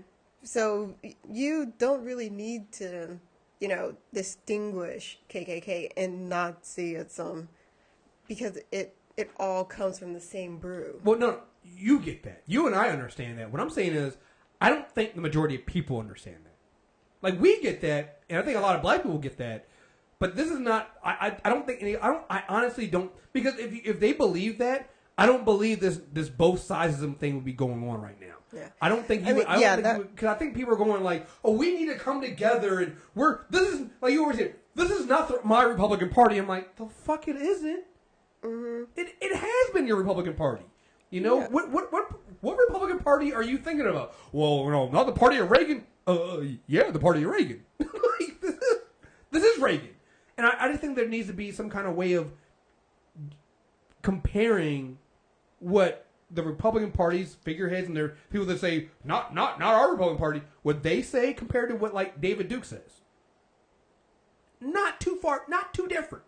The only difference is when you say David Duke, for most people, not Donald Trump, he's toxic. And people go, oh, no, I don't believe in that. But why is it that, David Duke is too far for so much of the Republican Party, but Stephen King isn't? Yeah. I think with Trez. No, I'm fine with that. We're making it worse. We're making it worse this episode. With Trump in office, it's kind of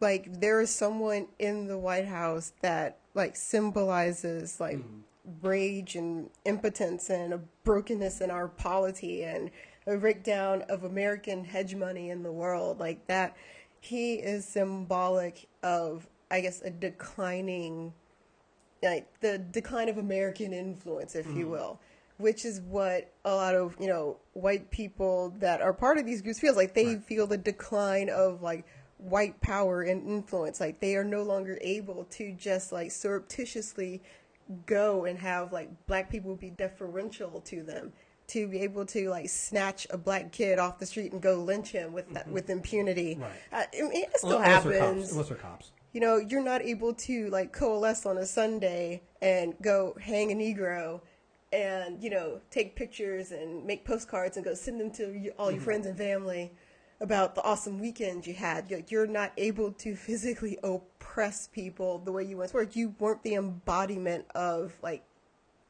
you're not the sole embodiment of power anymore.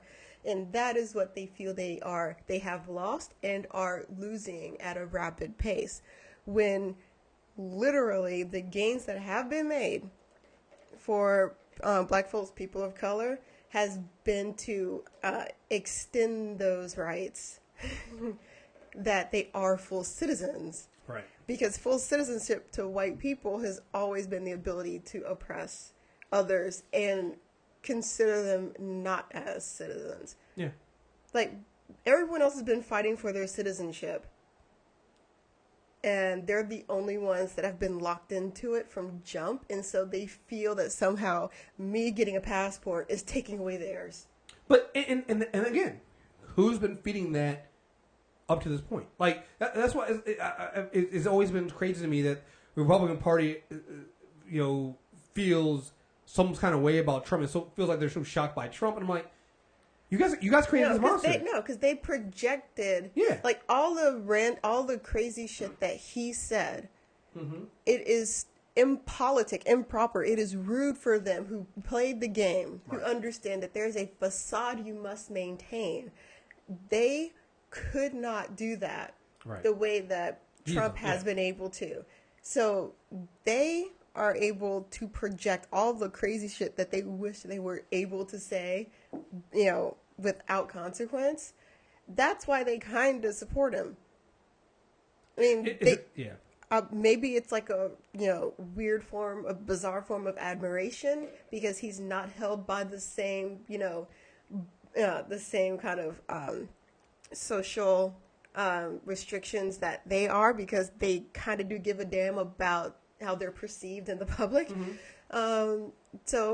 Paul Ryan worked really hard to make the image of him being this smart policy wonk guy when he's nothing more than a racist, piece of shit who doesn't know what the fuck he's doing. Like he's spent a lot of time and money creating, like you said, that facade of that. And Trump now just you have someone who literally just walked out with his dick out. Yeah. Like, he's literally on some, I didn't know I couldn't do that shit. Like, that's what it is. It's like, remember, the one time that Donald Trump ever said anything that was worth a damn was when he said that the House bill was mean-spirited. And it drove the House, drove Paul Ryan and them fucking insane. Because it was mean-spirited. And he's like, motherfucker, keep that shit to yourself.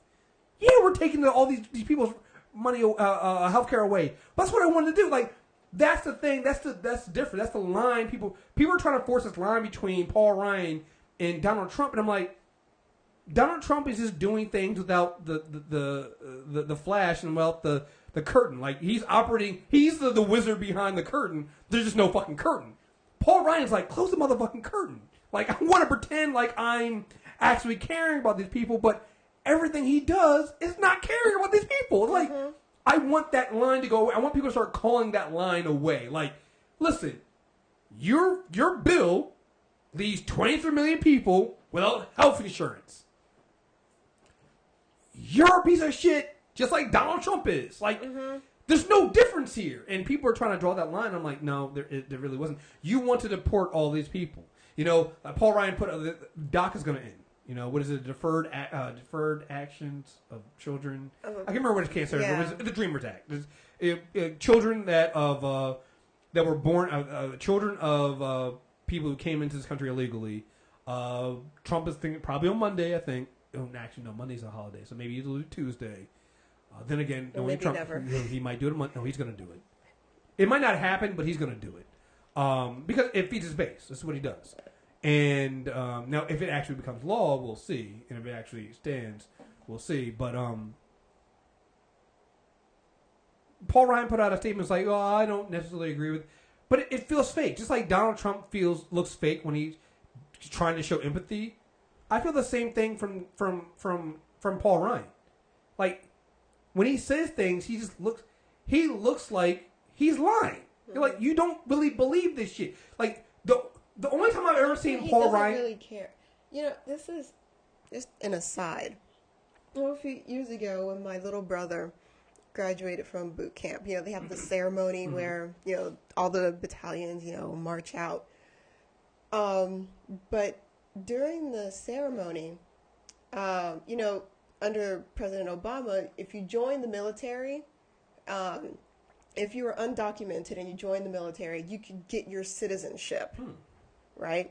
So there were some dreamers that were in my brother's, class at boot camp. who were dreamers and were given their citizenship. Now, mind you, there's like a whole bunch of people, right, out on the parade grounds. And, you know, a lot of white folks, you know, but, you know, it's not here nor there. When these kids got their citizenship, they called them out. They, like, took the pledge and everything. Why was it was only my family that gave them a standing ovation? Wow. Yeah. Like it was me, my older sister, who was also a Marine, and my mom and nephew and brother-in-law that rose and clapped for these kids. But, I mean, like, and again, that's why I think that Trump will definitely do this. Because, I mean, honestly, as a country, we're full of shit. And people would like to draw a line that somehow they're not the same as the KKK and white nationalists and Nazis when they support, you know, denying people like this citizenship. They want to somehow feel some kind of way about, like, it's all racism. That's what it is. Mm-hmm. And they did literally everything that you told them to do. But they're joining the military, right? Mm-hmm. Like they're going to go into the military, potentially put their lives on the line for this country, and you won't even cheer them becoming full citizens to do that. Like, and these same motherfuckers have the audacity to claim that Colin Kaepernick is disrespecting the flag in the military. The nerve. The utter nerve. It's ridiculous. Back to Paul Ryan. The only time I've ever seen Paul Ryan really seem like he's truly, genuinely happy is that one video that came out him talking about him getting rid of Medicare. He was like, it's been something he's been dreaming about since college. Like, that was the only time I've ever seen Paul Ryan actually seem like he gave a shit. Such a sociopath. Just saying. Speaking of sociopaths, let's go into our favorite topic of piece of shit. Cops! Police union president calls Black Lives Matter protesters outside the Philadelphia officer's house a pack of rabid animals. Because why the fuck not? Just so you know, well, I'll play the video and then I'll give you the background on this Philadelphia cop.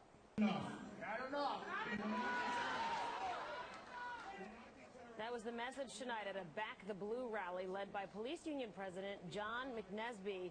It's in response to a protest last week outside the house of a Philadelphia police officer who shot and killed a man after a traffic stop earlier this summer. McNesby called the protesters, quote, rabid animals, and said they're crossing the line. They are racist, hate groups determined to instigate violence, and their targets are the men and women of the Philadelphia Police Department and their families, and that's where they cross the line. This is video from that protest outside the officer's home a week ago today. Looks like a lot of white people. Organized by the leader of Black mind. Lives Matter Pennsylvania. Protesters demanded the officer be charged for the shooting death of David Jones. Pack of animals. It seriously looked like a lot of white people outside that cop's house. Was I wrong? It might have been other cops. It probably wasn't. Hold on. Keep playing the video. It probably was other cops. That's probably what it was. Because they showed up and they were probably a bunch of Blue Lives Matter motherfuckers that showed up to defend this cop who shot a man. So they said he shot this man. Here's the thing. Shot him in the back. Can you see the video? He's running away. Shot in the back. Shot him in the fucking back. Why are police unions so full of shit? The president of Pennsylvania Police Union responded to Black Lives Matter activists' demands for accountability. Again, demands for accountability for police killing of a black man by calling the group a pack of rabid animals. I'm asking you to hold other officers accountable for killing unarmed black people, and your response is to call me and my group a pack of rabid animals. Who's really the rabid animals here, guys? Philadelphia. So that kind of low key is like, yeah, you guys deserve to be executed because you're not human. You all deserve the old yeller treatment. Yeah, that's the type of thinking that is quite pervasive. Philadelphia Fraternal Order of Police President John McNesby made the statement Thursday during a rally held by and in support of police, according to NBC Philadelphia. The Back the Blue rally, which, by the way, these are just fuck all these rallies. When a police officer is killed on duty, everything shuts down. They get a hero's burial. Nobody goes digs through their history. The people who kill these cops are hunted down. There is no hesitation on this. Like, this idea that somehow cops need support more than what they already fucking get is absurd. Yeah, you're one of the most protected fucking groups in the country. This is why you can shoot a black man or a black woman unarmed, an unarmed black woman or unarmed black man, and not go. You might not even get indicted. It's crazy because it's almost like their citizenship is worth more than the citizenship of a person who serves in the military. And, you know, special deference is paid to service members who are, you know, killed in the service of their country. But then they're, like, quickly forgotten. I guess because people just, like, kind of take the military for granted. But if you're a cop, like, it'll be balls to the wall, go find the person. Meanwhile, you can take the life of a citizen and nothing will happen to you. So the Back the Blue rally was in support of a protest the week before by members of Black Lives Matters outside the house of Officer Ryan Pownell, who fatally shot David Jones in June. Pownell, a 12-year veteran, shot Jones in the back as he fled from a traffic stop. Police said Jones was armed with a gun. This marks the second time Pownell has shot second time he shot a black man in the back as he was fleeing. What's the state? This was Pennsylvania. I think it was Philadelphia. So it is legal to carry? Open carry state? I'm not sure. Not sure. But here's the thing. That was the officer's second time shooting somebody in the back. One time is bad enough. Second time, he's done it twice. He shot people in the back twice. In 2010, he shot Carnell Williams Carney, who ran from police while having an illegal gun on him. So he had an illegal gun on him. That was the day I took my last steps on my own. The now 36-year-old shot by Pownell. He lived? Yeah, this other guy lived. The first guy he shot lived. Is he white? No, but he's in a wheelchair. Goddamn. He can't walk anymore. I've been in the chair ever since. So he had an illegal gun on him, but again, at no point did they say he pulled it out. So he ran from the cops because he had the illegal gun on him, got shot in the back, and is paralyzed now. But it's the Black Lives Matter protesters that are wrong. I don't know if you guys saw... Pennsylvania is an open carry state. Okay. Owner license is not required, and a carry permit is required. Okay, yeah. But it doesn't... You know what? That doesn't matter because you're black. So it doesn't really matter. What about in Texas? Like, they just... I saw... open carry. I saw Shirley Wong tweet a story about how you can open carry a sword in Texas. Yeah. It's now okay to open carry a sword and knives with blades over, I think, 5 inches. Yeah, and I was like, what type of Ren Fair shit is this? I felt kind of bad about it, but then I've also been seeing them pull alligators out of people's houses in Harvey. Yeah, right now you might need to have...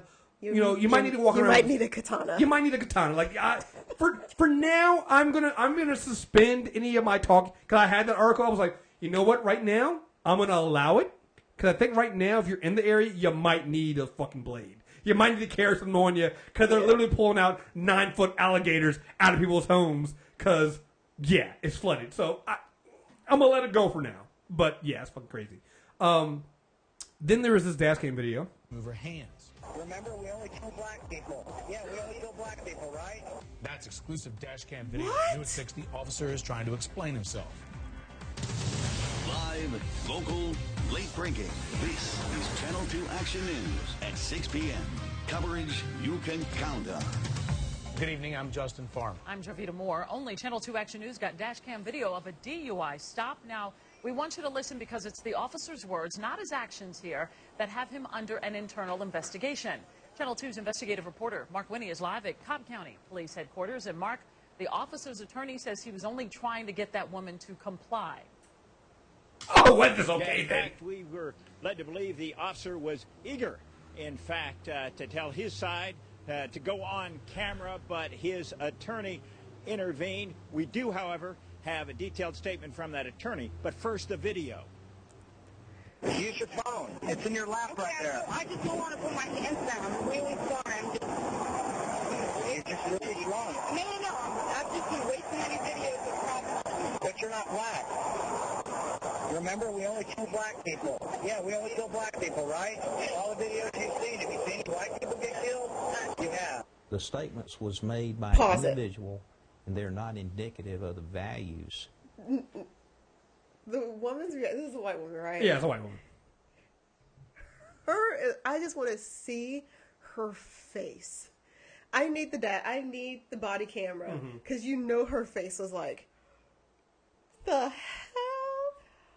First of all, I almost put this as a great moment of white privilege. Cause I was like, just the audacity of a white woman going, I've seen too many videos of people getting killed, and I'm worried about showing my hands. I'm like, yeah, but you know what? I can't even, because it's telling me that it is going through. Like, it is happening to black people, but you never know. Right. You never know. Because at the end of the day, this is an incredible exercise of power that they technically have over everyone. So I'm not particularly mad at the white woman's reaction. And that's why I didn't put it there. That's why I didn't do it, but I was like, it's just amazing. But it is telling that white people are understanding that this is something, even if it's not likely to happen, it is something that can happen, which is part of what Black Lives Matter have been trying to tell you. It is what black women who have been on the ground yelling and screaming because their kids have been put in the ground, is that this can happen to everyone. That little seed has been planted and has taken root. So I am actually glad that that white woman is cognizant of that. That I am happy to see. Right. I do, like you said, would love to see her face. Like, what was your reaction when he said that? Because this is like the audacity, right? The sheer, just the ball's on you.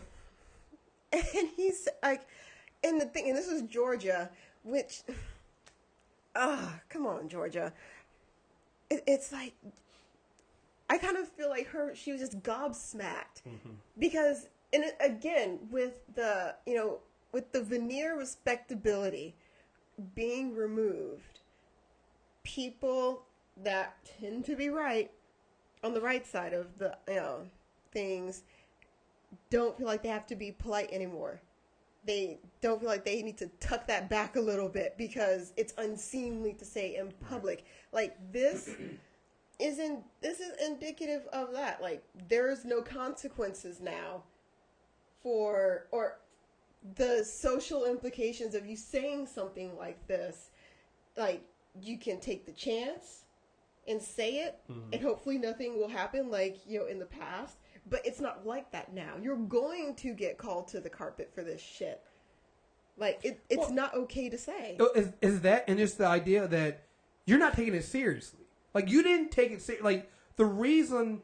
Like those dash cam videos, and the reason why the reason why this woman would be upset is because you do know you have all the power in this situation. I think it goes back to the idea that these cops don't understand the like they understand it, but they don't understand it. It's like you have all the power in the situation. You have a gun. You don't get arrested or find any consequences for killing anybody. And let's keep it 100. We have, you have, and Rod and the Black Guy Who Tips have discussed stories in the past where cops have used their power to try to hook up with women or get, or lure them into sexual encounters. So there is also that dynamic at play as well. Yeah. Like just the idea that you're gonna her being upset, it should make you go, man, I need to do something to calm you down. Would you like me to call my supervisor? Would you like me to call another officer over? Would you like? Well, calling another officer over probably isn't helpful. Well, maybe call a female officer, something like that. Would you like us to follow you to a public area and we can do it? Like something to de-escalate the situation. But clearly, you're not doing that. And your idea was he's gonna later say, "I'm gonna play the spell." I think he's gonna say it was a joke. Not funny. Not funny. and the facts that surround the Cobb County Police Department and this county in general. Cobb County Police Chief Mike Register says after we submitted an open records request, he and his command staff looked at the dash cam video. But you're not black. And he opened an internal investigation Friday. No matter what context it was said in, it should not have been said. Register says the speaker is Lieutenant Greg Abbott and indicated he has been assigned to administrative duties pending the outcome of the investigation. We're not making excuses. We're meeting this head on, and we're going to deal with it. Register says the recording is part of a DUI stop, and a female passenger indicates she was hesitant to put her hands down to pick up a cell phone because she didn't want to get shot. Lawyer Suri Chada Jimenez says he represents... You know what that makes me wonder? If she was a female passenger, makes me wonder if the driver was black. Because I don't know. But, no, it's kind of... Here's another thing, too. The video But then that's also... Okay, so if that is the case, then the levels to this. Right. Because then you're purposely intimidating the black driver, male or female. Look, the thing about this is, they're saying that we open an investigation into... He should be fired. Friday. Fire him. It was only after this went viral. It's only after the shit happened that... So... He should be fired. Yeah, you don't need an investigation. It's on camera. You're seeing this. Whenever here, we're doing an internal investigation. There's no amount of deprogramming, no amount of sensitivity training that is going to fix this. Here's why I don't believe in investigations. Oh shit. We covered this before, but I want to bring this back up because this was the fraternal order police guy, Nesby. He defended this guy. Philadelphia police officer was under fire because he had a tattoo, which is basically a Nazi tattoo. He had fatherland on his arm. We covered this before a few months ago. Maybe it might even be in last year before the election. He had fatherland on the tattoo, and then he had literally the Nazi eagle underneath. All right. Let's see, Nesby, the fraternal order police guy, defended him. Says it's just a tattoo. I don't see what the problem is. The mayor said, that's ridiculous. This guy should go. They did an internal investigation. You know what they found? No problem. He's still an officer. He has a fucking tattoo. He has a Nazi tattoo on his goddamn arm. Still an officer. Nesby said, let's see, Litcherman is getting support from at least one person, John Nesby, the president of the police union. I've seen the tattoo. It's an eagle. Not a big deal, he told Philly.com by text. Nesby added, I see people with panthers on their arm. Doesn't mean they're Black Panthers. People with crosses on their arm doesn't mean they dislike any other religion.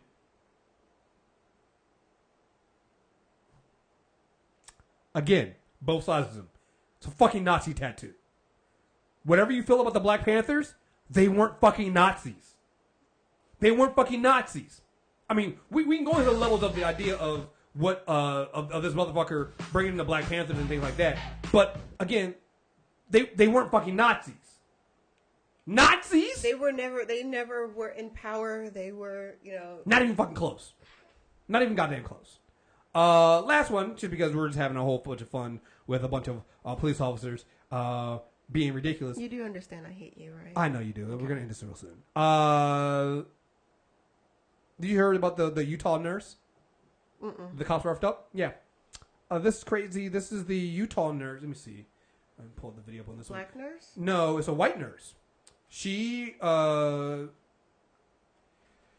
basically what happened was there was another, was a guy in the hospital. It turns out it wasn't another, it was another cop. And, let's see, this is Washington Post, yeah. The officers there wanted to take a blood sample. And the nurse was like, yeah, he's unconscious, you can't do that. It's against our policy. They arrested her for interfering. Okay, so an officer was hurt? Yeah, it was an off-duty officer. He had gotten... I'll go through the levels into what was going on with that a little bit later. But he was unconscious. He couldn't consent to giving a blood sample.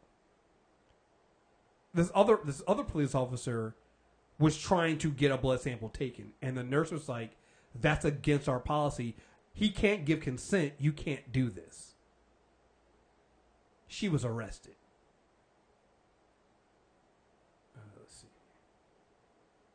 And here's the video they're playing. Is this patient under arrest? Nope.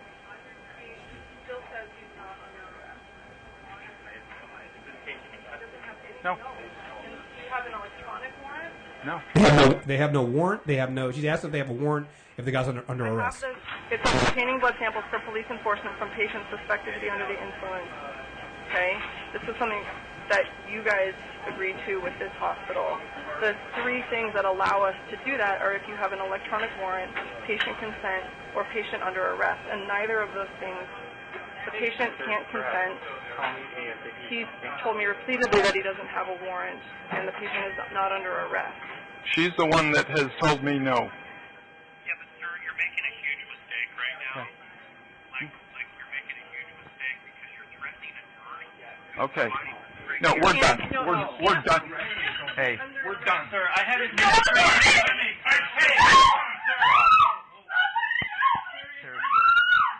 Hey. Hey. Hey.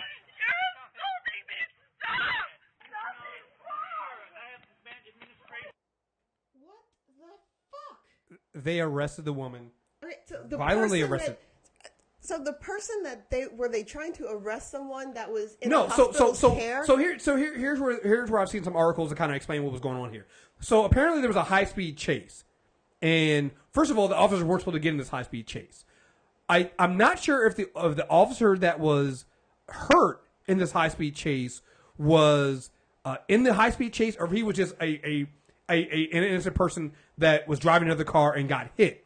What they were trying to do was take a blood sample to try to see if they could find some way of excusing their high-speed chase by trying to suggest that maybe this person was under the influence, maybe he caused a problem. They were literally trying to cover up their own bullshit. So that's what was going. So that was going on here.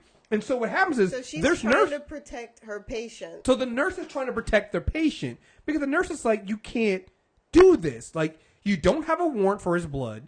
You're not putting him under arrest. You don't have probable cause. Like, what are you doing? Like, so the person that she had on the phone, was that like the hospital's legal counsel? It might have been. 'Cause I think it might have been the legal counsel or the hospital itself was like, you can't do this. You're not supposed to be able to do this. And what the fuck? And then you see in the videos. As the first time I'm actually watching it that far, he literally he gets mad and goes after this one.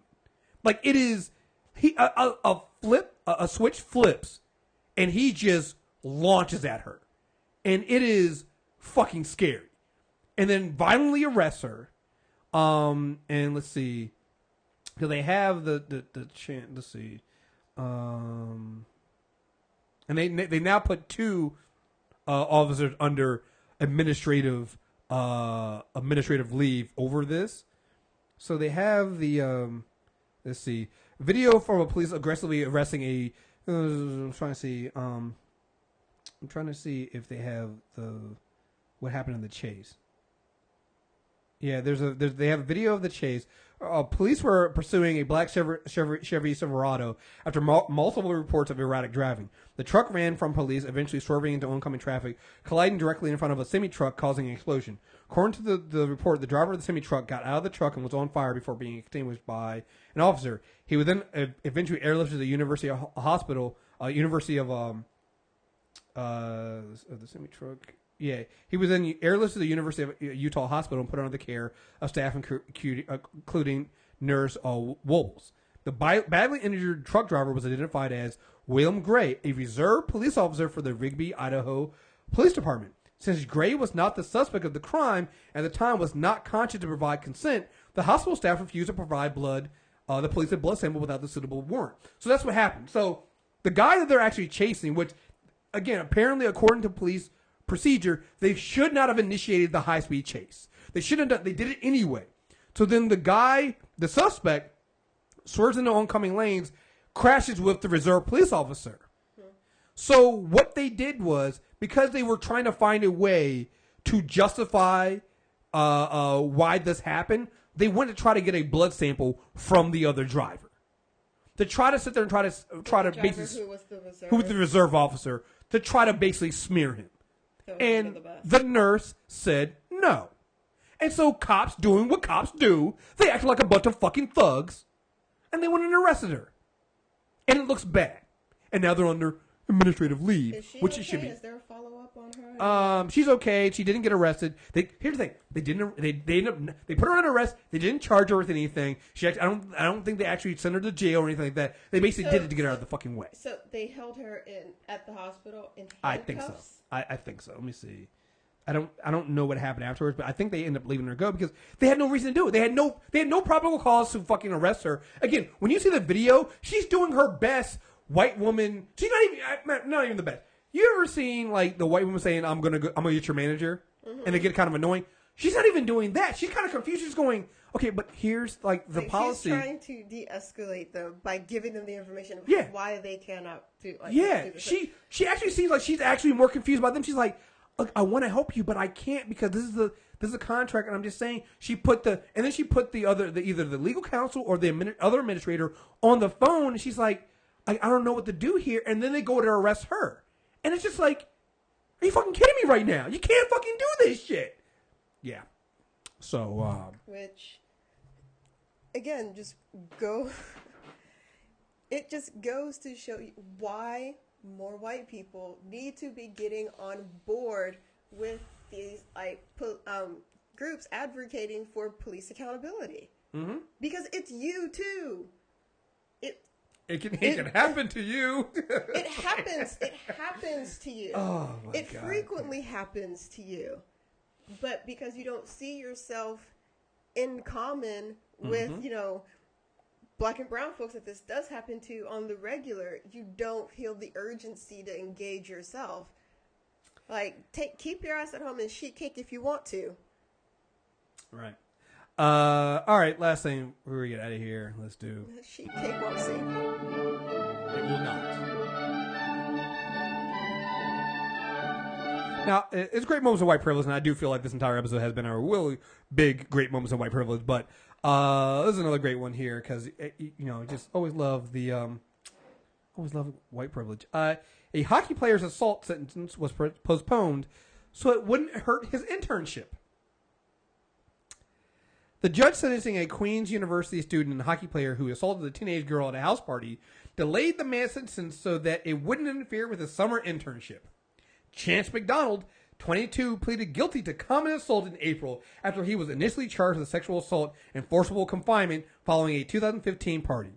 Crown Attorney Gerard Harris said McDonald's victim accepted the lesser plea in part because she didn't want to face a trial and the possibility of being disbelieved in court. Which, by the way, is another, just go to show you how full of shit our court system is. You have a victim here who was assaulted who wanted to take a plea deal because she didn't want to go through the idea of being dragged to the fucking mud. This happened in the United States. Is this in Britain? I believe this might be. I think this is. It might be Britain. Might be. I'm not sure. Either that or it's Canada. I think it might be Canada.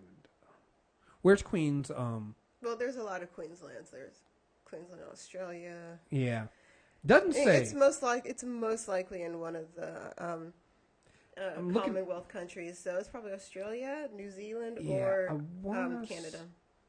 I want to say. I want to say it's Canada. But yeah, you didn't want it to interfere with his internship. But again, it goes back to just the idea of how bullshit criminal justice systems are for rape victims, and that she accepted a plea deal because she didn't want to go through being dragged through the mud. Which, again, you're raped, you get dragged through the mud, but not the rapist. Gotta love that. But yeah, so but they didn't want to interfere with his, I believe it was a Deloitte internship. He no longer works for Deloitte. Deloitte found out about it, and Deloitte even came out and said that we didn't know about it, so we couldn't, because they sealed it, because we didn't know about it. It didn't come up on a background check, so we couldn't. So now once they found out about it, though, they got rid of him. They said, no, we're out of this. Yes, Canada. It was Canada. They said, no, fuck that shit. We're out of it. So, but yeah, think about how many stories there are like this with, young white men. And again, you see this also with just men in general, because we had the Nate Parker incident.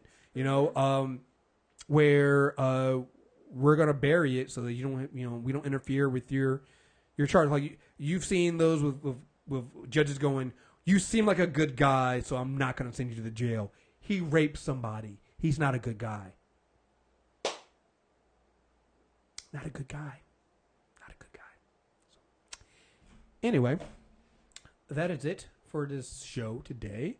I want to thank you guys very much for listening. It's been a blast. It's been a blast. Ma'am, thank you very much for being on the show. I hate you. You do not hate me. You've done fun stuff. I asked you for fun stuff. And tennis is fun stuff. We talked about it for like 2 seconds. I got a new pair of tennis shoes. You did. They look very nice. You got the, what are those, the Serena Williams? Yes. Yes. My Serenas. Yeah, she got They're the Serena. red. She's very happy about them. They're very nice, though. Yeah, they're sexy. Yeah, I'm not gonna lie. They do look kind of nice. I was kind of jealous. I was kind of jealous of them. And I do not like to. I do not like to pay full price for stuff. But yep. You bought 2 pair. You bought the white ones. I bought the white ones, but they were a little too small, so I sent them back because literally the day that I was like going to return them, and they didn't have my size, so I just sent them. I was going to send them back to Tennis Express. Then Tennis Express sent me an email. I was like, hey, the U.S. Open collection is coming out. And look at these hot new shits from Nike. So basically, you're a crack dealer. So pretty. They're so pretty. They are some nice ones. Yeah. They are some and nice so I was like, yep. So I went on ahead and got my Serenas. $170. So do you know what your guys' next shows are for DocuDrunks? Do you guys know what the documentaries you guys are going to cover? We're doing I Am Not Your Negro. Oh, cool. And I think we're recording that on the 10th. Okay, cool. Well, there you guys have, and then we're going to hopefully get some Scarestalgia out there too. And then, sorry, Shonda asked, she asked me when I could, when was the earliest date I could watch it. I was like, I don't know, I'm not your Negro.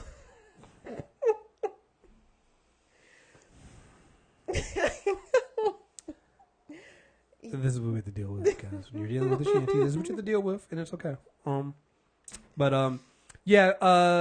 We have that coming out on premium soon, hopefully this month. Also, there will be 2 Super Tuesdays this week because we're getting in one for the last part of the Defenders. That was great. I had a really great Missing Night joke on there. If you haven't heard the show yet, it's really corny. It's awesome. I like it. Deepom's just a hater. And so we're doing the last part of that one.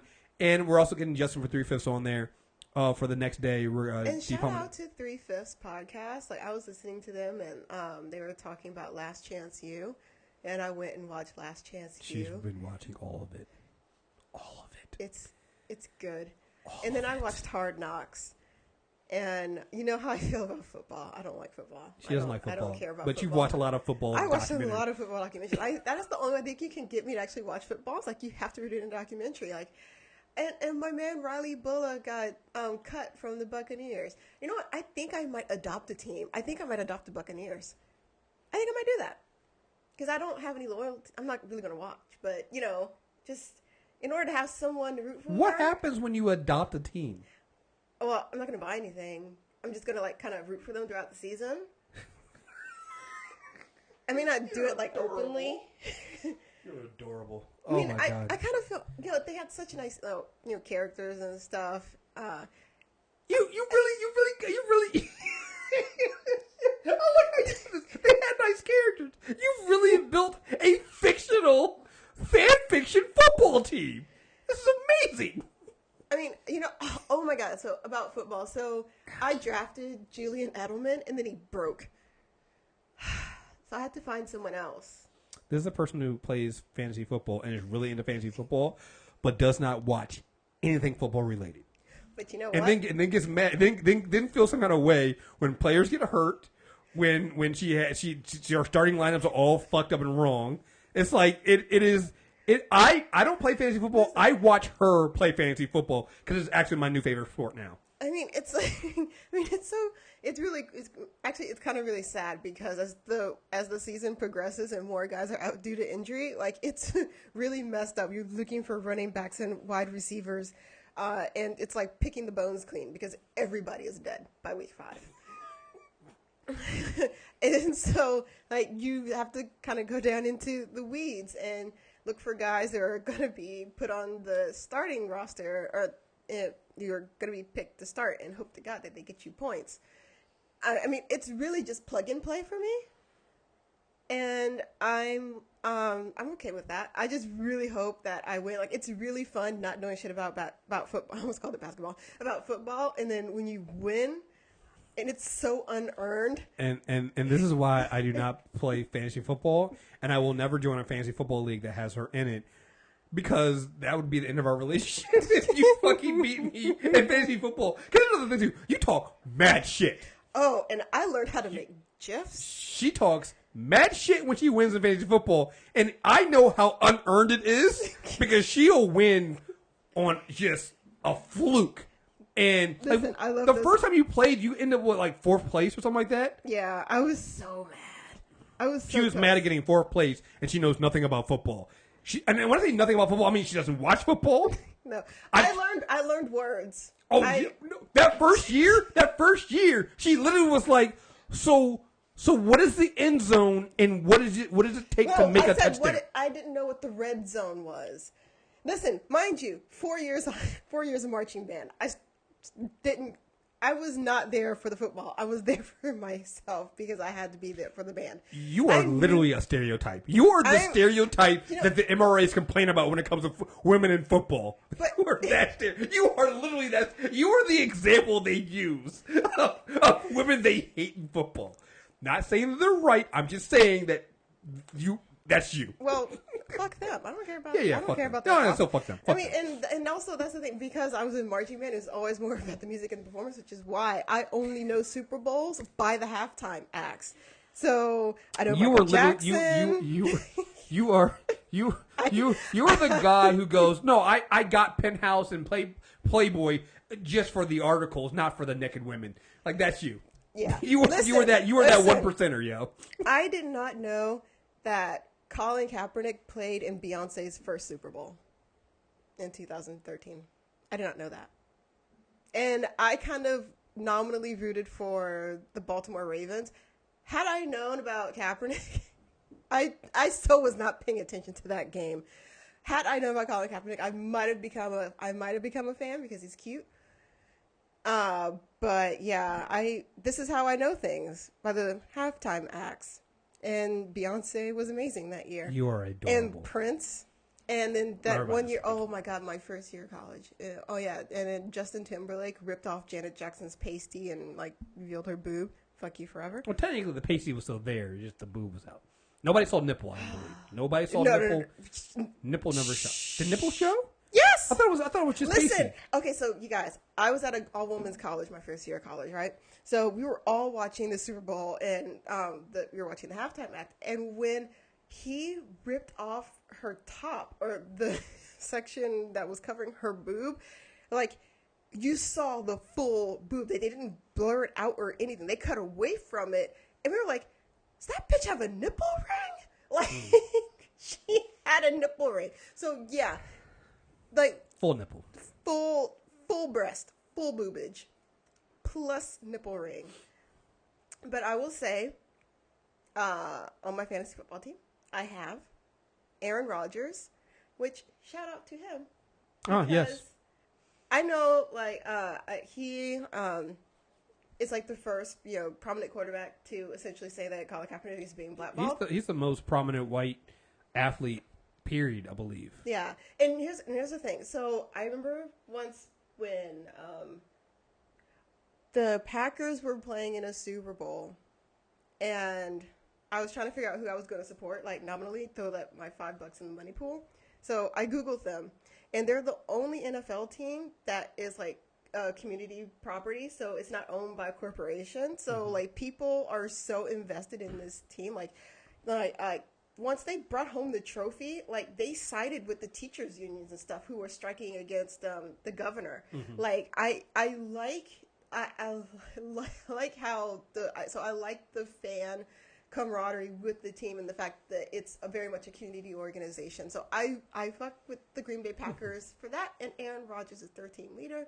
So I think he's also a good He's also a good person. He's also a thoughtful person. He's a thoughtful person. He's a good pick, but he's also a great quarterback. So yes, actually really that might be the best quarterback you've picked in the last 2 years. I have him and Russell Wilson.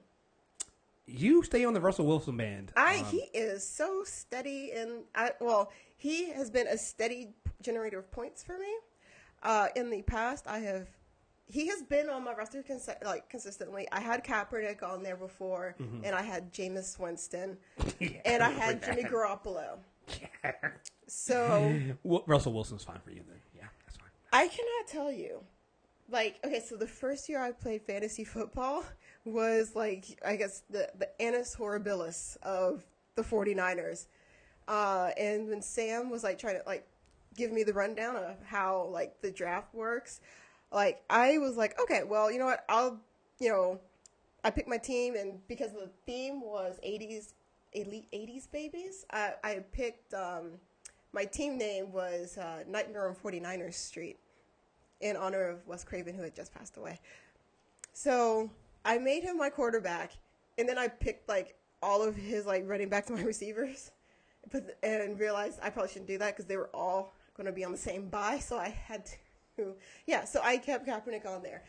And through the course of the season, I learned that the 49ers has to be the most the most dysfunctional organization in the whole of football.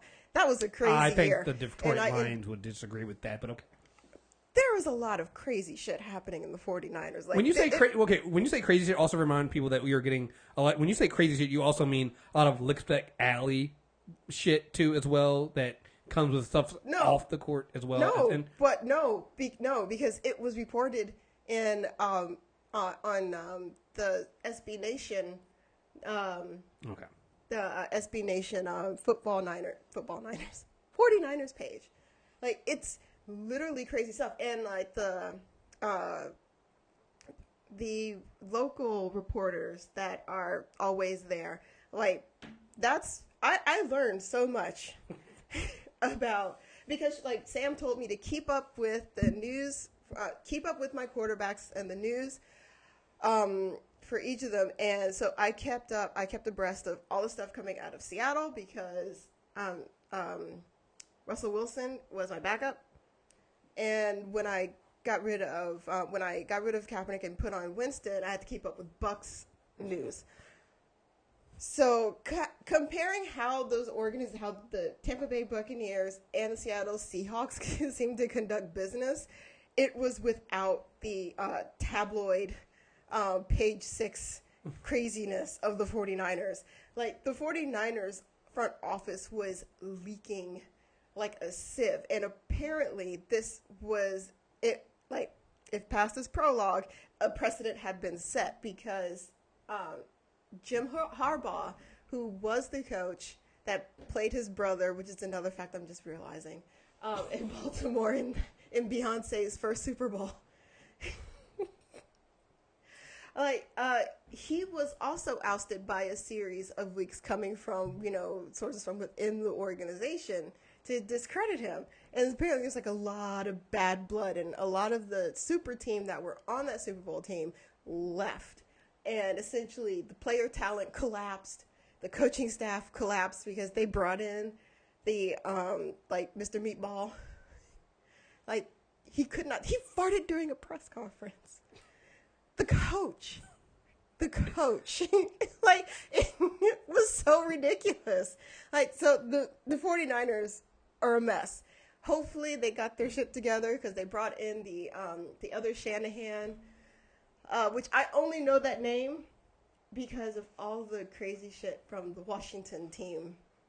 Because a few years ago, every day in the paper. They'll definitely get their shit together then, right? Yeah, I only know about Albert Haynesworth and Shanahan, because there is always something about those two in the Washington Express every morning. This is why she needs a fan fiction football, because she doesn't really care about the sport, but all the drama around it. But yeah, I find the politics in football to be more fascinating than the football itself. Once I get a chance to really read into the Ezekiel Elliott stuff, I might have something more to say, because like there was a black woman that essentially was like, so you probably shouldn't suspend him, and her recommendation wasn't to suspend him, but Goodell essentially overruled her and like kept her, like blocked her out of the meeting that they had. She was overruled. Like the NFL is so corrupt and full of shit that it honestly, if you are boycotting, and this is no knock against Colin Kaepernick, but if you are boycotting the NFL because of how he was drummed out of the league, oh, you're full of shit. You're full of shit. Because there are 10,000 plus more better reasons to, divest yourself from this league, from how it just kind of coddles and funnels, abusers, violent, guys who are, have done violence to women, children, whatnot. They're like they're the Catholic Church of football. They just recycle these dudes around these teams, and if you're good enough, you will still be on the team despite your checkered past and your welcome to the NFL. Yeah, there are more legitimate reasons to divorce yourself. Yes. I understand it's probably an easier choice to just get on because it seems like the logical one, but to say that you are not watching football because of the injury to players, how the union doesn't seem to... Oh, D-Bomb goes in that all the time on the unanimous decision. Like, the CTE stuff, like, there was a new one, and I'm wondering... I think he's doing a show this weekend, but I'm wondering if he's going to cover it. There was one, I think, on kids. On not just NFL, but just kids, children football players, and the traumatic brain injuries they're getting as kids. That's a whole. We can go on for days on the bullshit with that shit. Like there's a ton of shit on there. Like the NFL just panders to women. We haven't heard anything about that special commission that he put together after the Ray Rice deal. Oh, of course. Like there's so much other stuff. There's a ton of stuff out there. And I don't watch, so I don't know but the on-field thing isn't very interesting. And I know it's boring. Like I tried to watch, I really did. And apart from not really knowing what's happening, this shit is boring. So, like, take a stiffer moral stance because if your whole thing is Colin Kaepernick, I don't trust your opinion on anything. No, I'm not saying that like it takes one black man to get you upset at an organization that just kind of does whatever. Yeah, it's bullshit. To the detriment of women. Everybody else. Everyone else. Everybody and including the players. Even their own players. The players. Yeah. And I feel for those players too, because in Hard Knocks, you do realize this has been the biggest. Like you said, you wanted fun stuff. You know, this is the biggest tangent because I was actually saying something about 3/5, and you've literally gone on A15. You've pulled. Congratulations, you have pulled a Karen. Anyway, continue, ma'am. Shout out to Karen. I thought that, okay, and I will say in conjunction with watching Last Chance U, that not all, but a vast majority of the people that go into the NFL come from middling to poor backgrounds. And so when you're watching these kids at the junior college try to make it, and you see what their home life was like, and if they're lucky enough to get into the NFL, and you hear NFL players talking about how, they're in the NFL, this is their first time attending a football game in the NFL. And that's because they play, because they didn't have the money or a team in their area. Like, I was like, that is so insane to me. Like, it's such it's a sport that is promoted as broadly as possible. to where everyone should be able, like everyone can play, but it's secretly an elitist as fuck sport. Yeah, I might even say it's probably more elitist, or maybe about the same as tennis, because not everyone goes to go see tennis, and tennis travels around. Like you could probably get to a tennis match before you can get to a football game, but the fact that ticket prices and being able to attend, but that's almost, I would say that's almost every professional sport. Like if you try to go to any professional sport out there, there's very rarely one that's very accessible to your average person. Like I do MMA. Like that's usually the only sport I'll go to now that's for live. Mm-hmm. My tickets for New York, I think, cause I got a better season. That was $800 ticket. Normally we pay around like $100, $200 just to get kind of semi-decent seats. Even if you do local events, those tickets are still like $85 to $100 sometimes just to get to a local non-UFC event there. I mean, this stuff is not cheap. Like none of these and when you get to pro stuff, almost none of them are cheap. I mean, they are very elitist. It's very hard to get into. You know? I mean, and I went.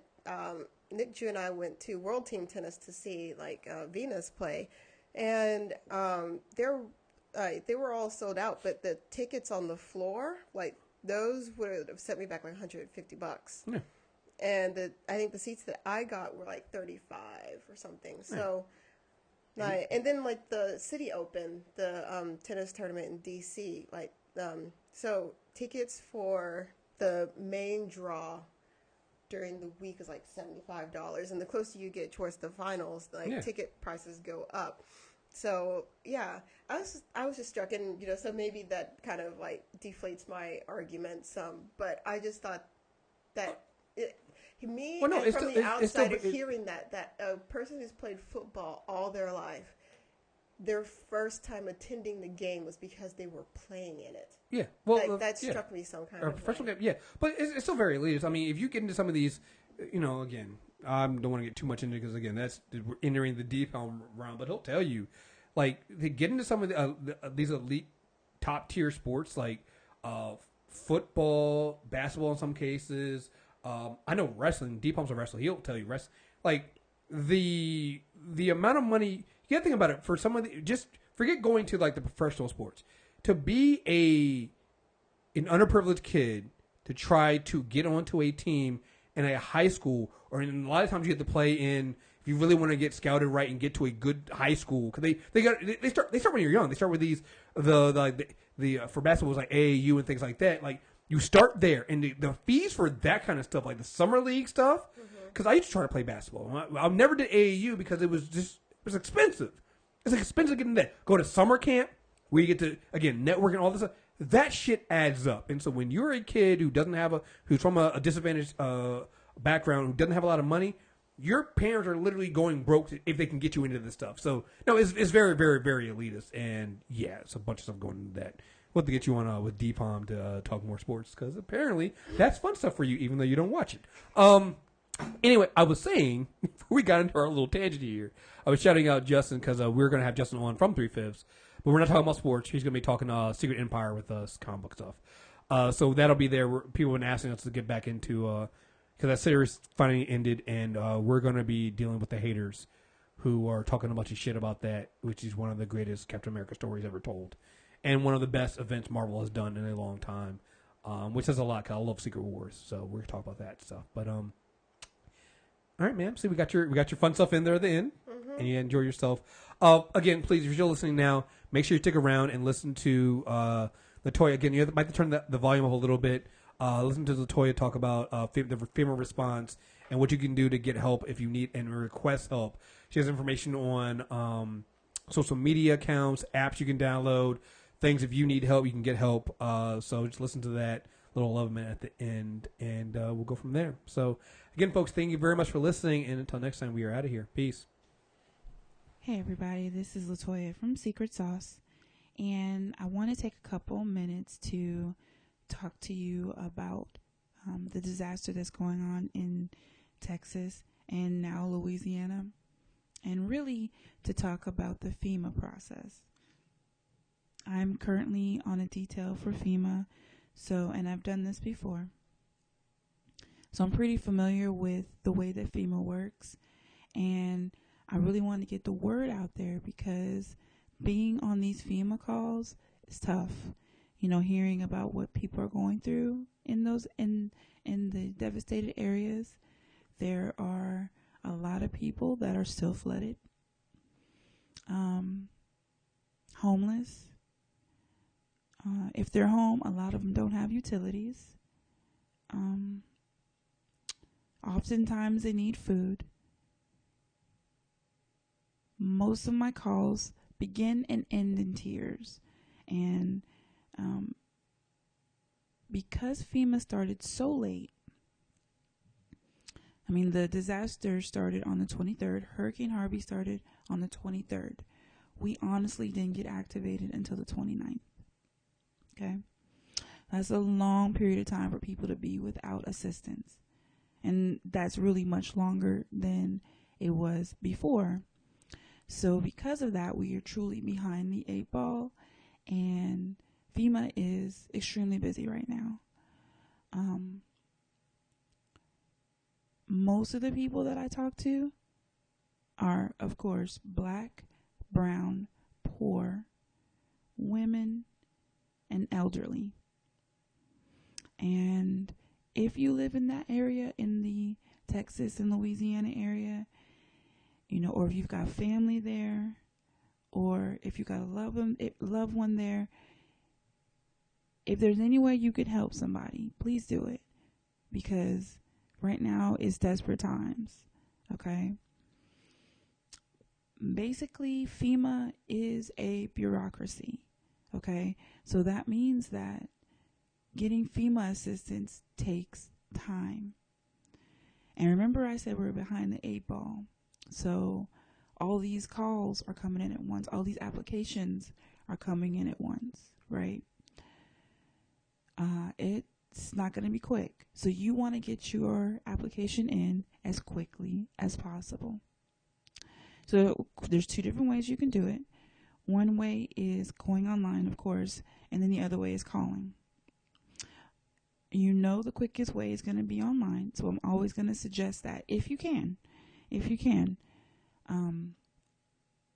To do it online, you go to disasterassistance.gov. Once you get to the website, you're going to go to Get Assistance and then Apply Online. When you apply online, this is asking for really basic information. Make sure the information that you're giving is matching your Social Security card. So you're going to give them information like name, Social Security number, address, phone number, the type of damage, that sort of thing. They're going to ask you for your insurance, if you have insurance. And if you do, they're just looking for the name of the company you have the insurance with, not the policy number. They're going to ask you how much you make. And what you're looking to get at the end of that application is a registration ID. The other thing is, when you're online, make sure you set up your login and password. When you do that, then you'll have access to your account and you'll be able to check your status. That's what you really want, is to be able to check your status. The other way to, and I'll say this as well. If you can, make sure that you are giving them an email address and the ability to text message you. The only other option is by postal mail. So imagine that. And there's no postal mail going out to many of those areas because they're flooded. And then it would take a very long time to get assistance, to get financial help. If you do it postal, please give an email address and give them access to send you a text message. That'll be the quickest way to get help. Okay. The other way is to call. Phone lines are busy because, like I just said a moment ago, we just started. We are open every day from 7 a.m. to, I believe, 10. I know this weekend we are. This weekend being Labor Day weekend, we're open from 7 a.m. to 10 p.m. Eastern. So please take advantage of it. The phone number to FEMA is 1-800-621-3362. And then you just basically going to go through the same application.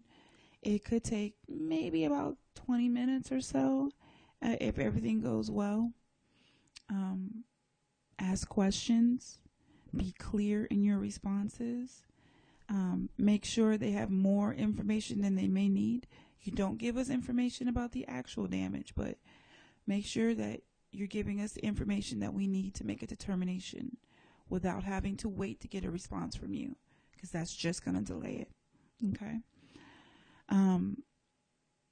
It could take 7 to 10 days for someone to contact you.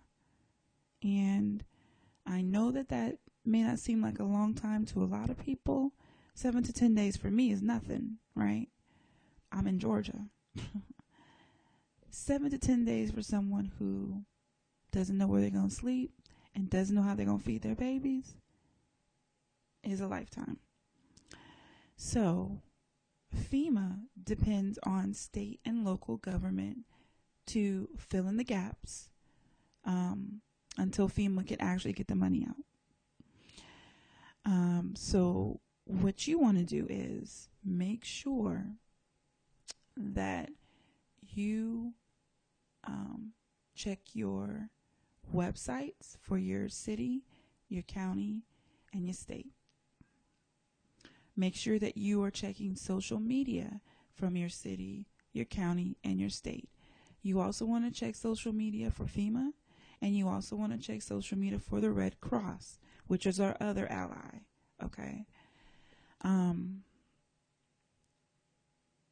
will say that Facebook is really good. There are some counties. Make sure you do the counties. A lot of times, counties have the most information. But if you just type in Facebook, let's use Harris County, for example. That's in Houston, I believe. So you would type in Harris County Emergency Management. Okay. And when you do that on Facebook, it could come up with a plethora of information. When you're looking at the social media, that is how your government is going to dispense any of the donations of food and water and supplies out, right? Well, it's usually first come, first serve. So you want to make sure that you are right up there in the front, getting as many resources as you can, because that's what they're there for. So I've seen them do things like, cities do things like pass out blankets, pass out water, open up the food bank. I've seen them say, if you have food stamps, fill out a form so that, and you've lost all your food. So let's say you have food stamps and you bought all this food and now it's all gone. You could fill out an affidavit and get more food stamps instead of having to wait for the next month to get food stamps. These government services you're paying for, that is why you pay taxes. Don't be ashamed to get every ounce, every drop of help that you can, because don't be ashamed. Get what you need to get for you and your family. So you want to check them 2 to 3 times a day, those websites. If your family doesn't have access to a computer because their utilities have been out, which is a very common thing, then do it for them. But there's so much information that's being put out. Harris County really is a great example. Harris County has an app, Ready Harris. Most people don't know that. Download that app. Download the FEMA app. Okay? And keep yourself updated on, what the status is for everything, whether it's FEMA's coming out to inspect today, or FEMA's going to be passing out grants today. You just want to keep your eyes open and ready for assistance, because there's so much out there. the Red Cross. That's our third ally. Now, I would say the Red Cross isn't going to be as helpful as your state and local government and FEMA. Don't look for that. But the Red Cross is good for if you need a shelter. And I can't even tell you how many people I've talked to that needed a place to stay. And I was able to go to the Red Cross website, put in their zip code, and find 12 different places for them to check out for a shelter that they wouldn't have known about had they not gone to the website. Okay? So there is a lot of information out there for you. You just have to grab it yourself. Okay? We are absolutely here for you over the phone. Ask as many questions as you can. But you have to be proactive. And that's all I wanted to say. Just the information is out there.